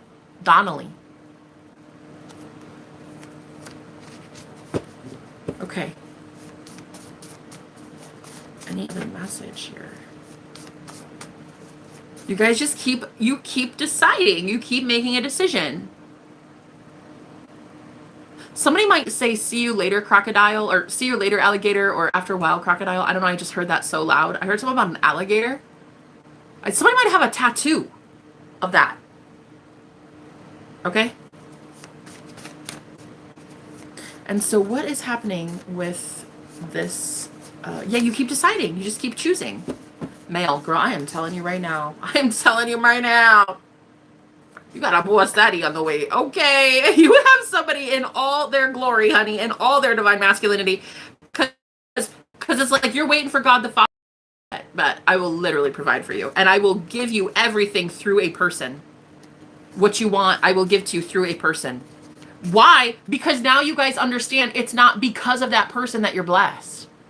It's because of the Most High God that you're blessed, and this person is a representation of how blessed you are in physical form, in a person. They are God the Father personified. Whoa. Female, male. Girl, come on, tell me I am not right.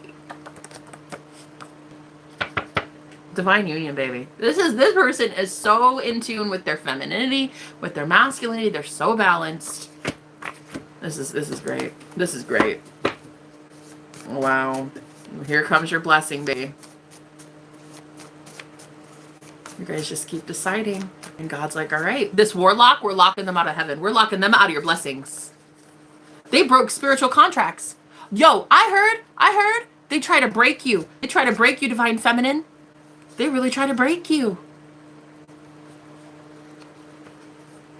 They're locked out of your blessings now. We've chosen somebody bigger and better, honey. I heard maybe from Texas. Somebody here might be from Texas.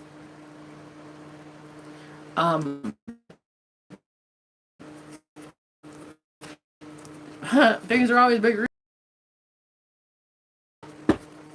They're always bigger in Texas.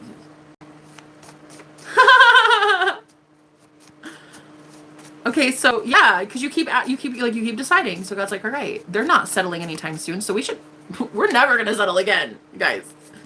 So somebody's coming in that is literally your perfect match. Oh my God. Any other message?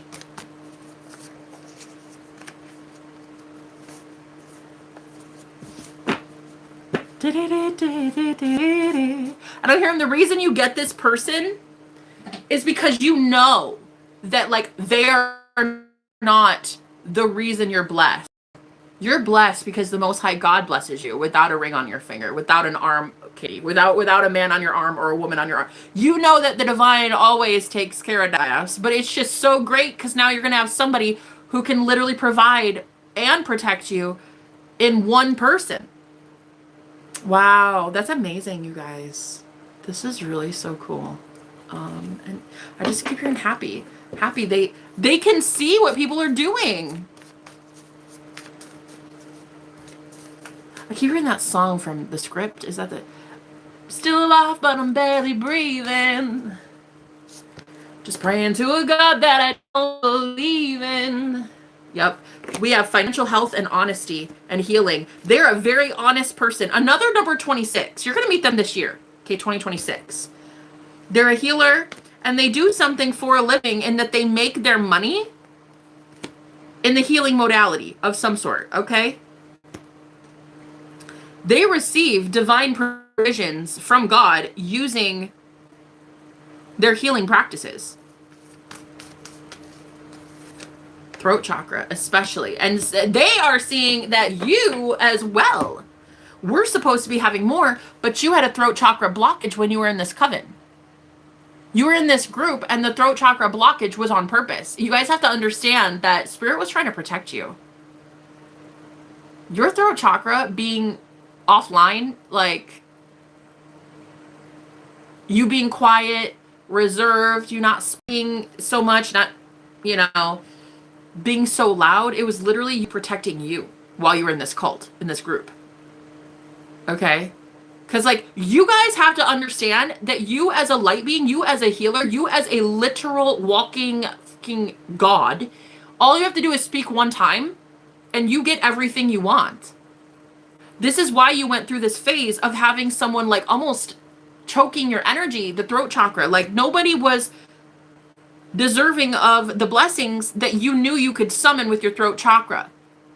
So now this person is coming in, a beautiful healed person who wants to help you, and you in exchange are helping them as well stay very pure, stay very high vibrational. You're protecting them with your throat chakra. Yeah, you might meet them in July, I heard. They could be a Cancer sign. I heard July. Oh my God, Jay, exactly. July? June, July-ish? July.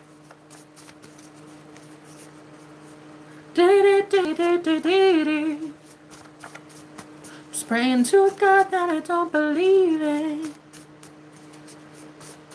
Yeah. You guys were like, they'll put a death to my blessings. If I manifest using my healed throat chakra right now, they don't deserve it. And they'll take it. So you guys went through this phase where you were in this coven and you were on purpose delaying your own financial gifts. Oh my God. Oh my God. Oh my God. Oh my God, girl. Oh my God. Oh my God. And so somebody is coming in because you are supposed to be blessing that person because they're honestly blessing you. Death. You had to end this old thing, this old connection. Wow, you guys. It really taught you that all you need to do is decide.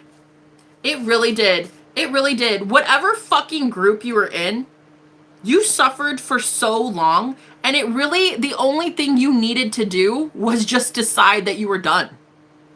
No, it really is that easy.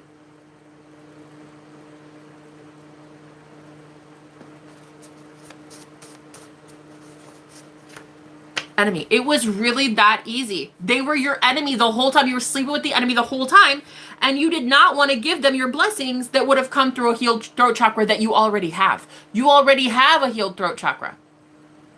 Okay? But it's just, I don't know. I don't know if you guys thought you deserved pain, if you thought you deserved breadcrumbs. I don't fucking know. I don't fucking know. But you were with the enemy the whole time, honey. It's just like you needed to learn what warfare really is. You needed, yup, that's it. Yes, you needed to learn what psychic warfare really was. The best training center for you was this coven. Higher ups. Yeah, this was so you could get higher up. This was literally so that you guys could teach. You needed to learn, and you needed to be thrown right in the fucking fiery furnace, honey. And you learned through so much witchcraft, so many horrible things that happened to you, injustices, how to be higher up, how to get eyes in the sky to start defending God's people. So honestly, like, this was better. There is not much that made you stronger than being in this coven, bitch. And then deciding, wait, I'm not in your coven. I deserve to go. Like, I'm leaving. I'm not in a coven. You're not. You're not. But you were tasked with having to learn how to do it because, oh my God, because you're about to protect the light. Like, listen, you're about to start protecting true light workers. And you needed to see this. Wow.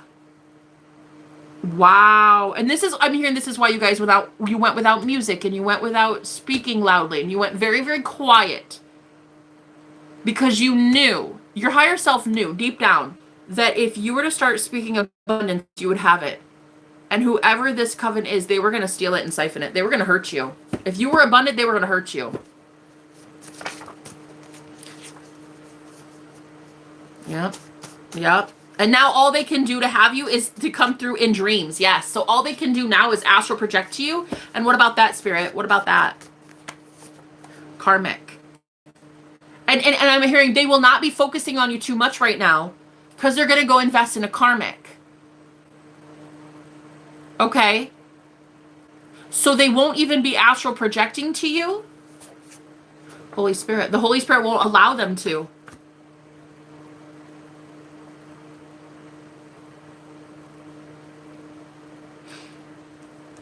I'm hearing that that warlock will be trying to astral project to a karmic.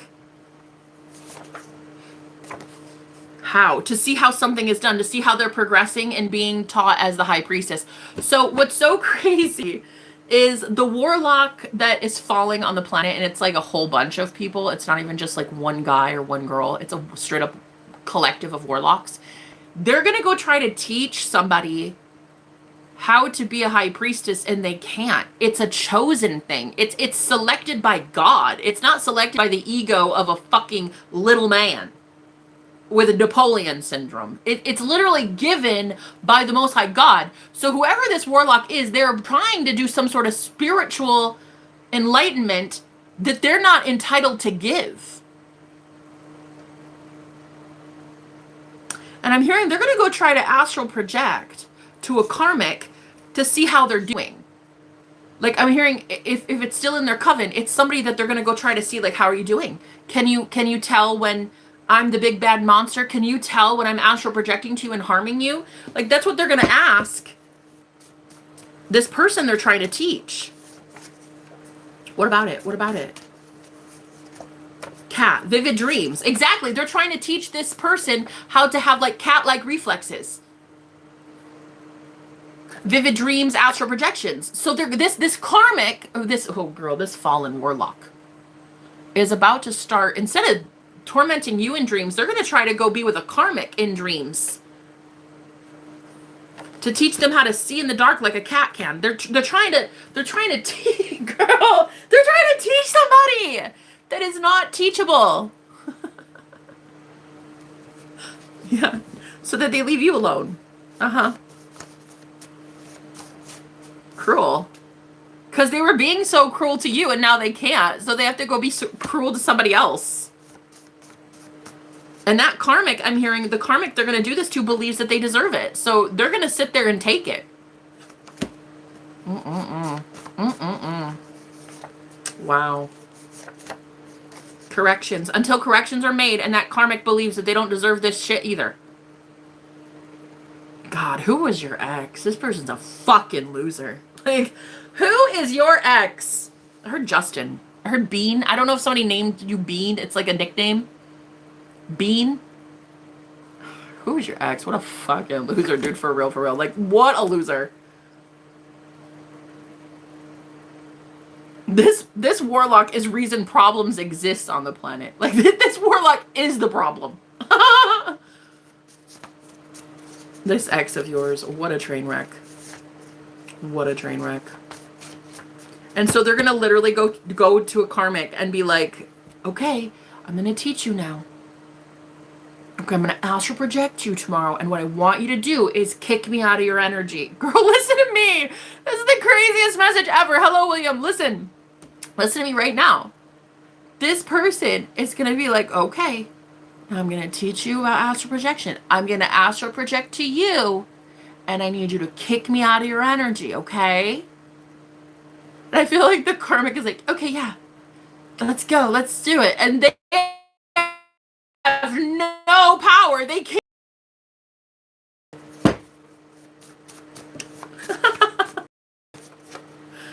Because you were born for this. This is something you're gifted and inherited at birth. This is not something that can be taught.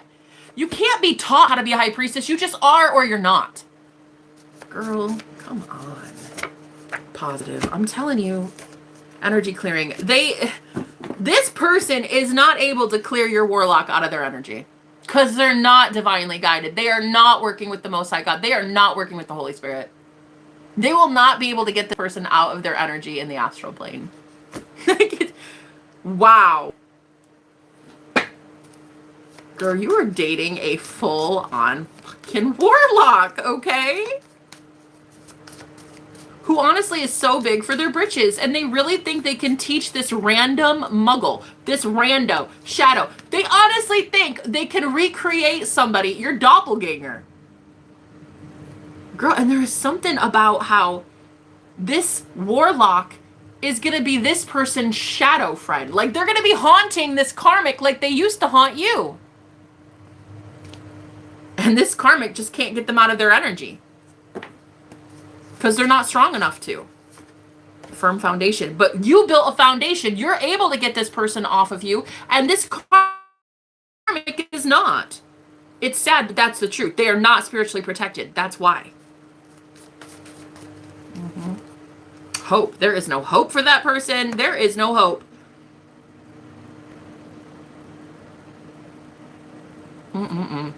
That is a match made in hell. That is a match made in hell, babe. Invisible. Tell me I'm wrong. Psychic abilities and invisible. There it is. They are literally watching this karmic. Your warlock is so overpowered that they're trying to teach this karmic who doesn't know shit about magic. Nothing. And they're like trying to teach them psychic abilities. They're trying to teach them how to maneuver in the invisible realms. And they're basically shadowing this person. Like, what is it when you, oh, there was this like, this thing in high school. You could go and be like a shadow. Like you could, what was it called? Like, I can't remember what it was. There was something like somebody could come and watch you throughout the day to like learn how you're such an exemplary student. I can't remember what it was, but basically like a 9th grader would get to go sit with a 12th grader in high school and shadow them around for the whole day to like get them introduced to the higher, like the new high school or whatever. It's like that. This person is in like 12th grade trying to teach an 8th grader how high school works. Your fucking former warlock is a dumbass. No, like dumb. They're like dumb. Strength. They think they're so strong. They think they're, yo, they are stronger than whoever it is they're trying to teach. Which is a big no-no. It's a big no-no. There are spiritual rules to this. You're not allowed to manipulate people at a lower ranking than you like that. Honey. It's wow. Wow. So what's going to happen soon then for this collective spirit? Accelerated motion and summon. You guys are summoning something towards you. The more you claim, I have it, it's mine now, I'm healthy, I'm so happy, I'm so rich, I always land on my feet, everything's going so well for me. The more you do that, the quicker it shows up. It's like whatever you want wants you 1,000 times more. Okay? Keep claiming it. It's so easy. It's being attracted to you. You're not chasing shit, you're just attracting it. All right. Stay optimistic, guys. Stay optimistic. Yes. Endings are incoming. Go. Endings are incoming, and they're not yours. They're not your endings. They're just a beginning. You're just beginning. I can't believe I got to experience this today. I got to know the whole thing, how these covens are being removed. It is crazy. I can't believe I just got to see all the behind the scenes on how these covens are being disbanded.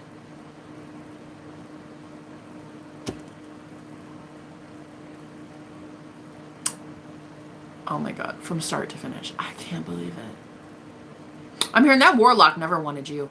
They wanted your energy, not you. I'm hearing they wanted your energy, but not you. Oh shit. I heard Tabitha. I'm hearing Samantha. Girl, they wanted you. They wanted your energy, but not you. Yeah, and I'm hearing, and you guys just kept settling, and it's fine, because, you know, you had to learn. You had to learn that you were settling. Did you really want somebody that didn't want you for the rest of your fucking life? Like, they only want what you can give them, what you can do for them. Like, did you really want that forever? You just recently decided, and here comes the sun, honey. Here comes the sun. Do do do do. Keep deciding, baby. Keep deciding. Claim that shit. Claim this as your own. Claim this. Claim this. Must be the season of the witch as I look out my window. Hey, Trey. Hey, buddy. The 1600s called wants its pitchforks back, yeah? What is this, a modern day witch hunt? You can see yourself out, my love. See yourself out, yeah? You don't like witches. I don't like men that have zero self-discipline and can't fucking click off to save his life. I don't like people that have to sit here and stare holes into my face all day for hours on end because they can't click off. That's what I don't like. Anyway, guys, what a beautiful message. Like, I loved that I got to channel this for you. We got to know what's happening behind the scenes and why all of these little covens, these little warlock wannabes are all failing.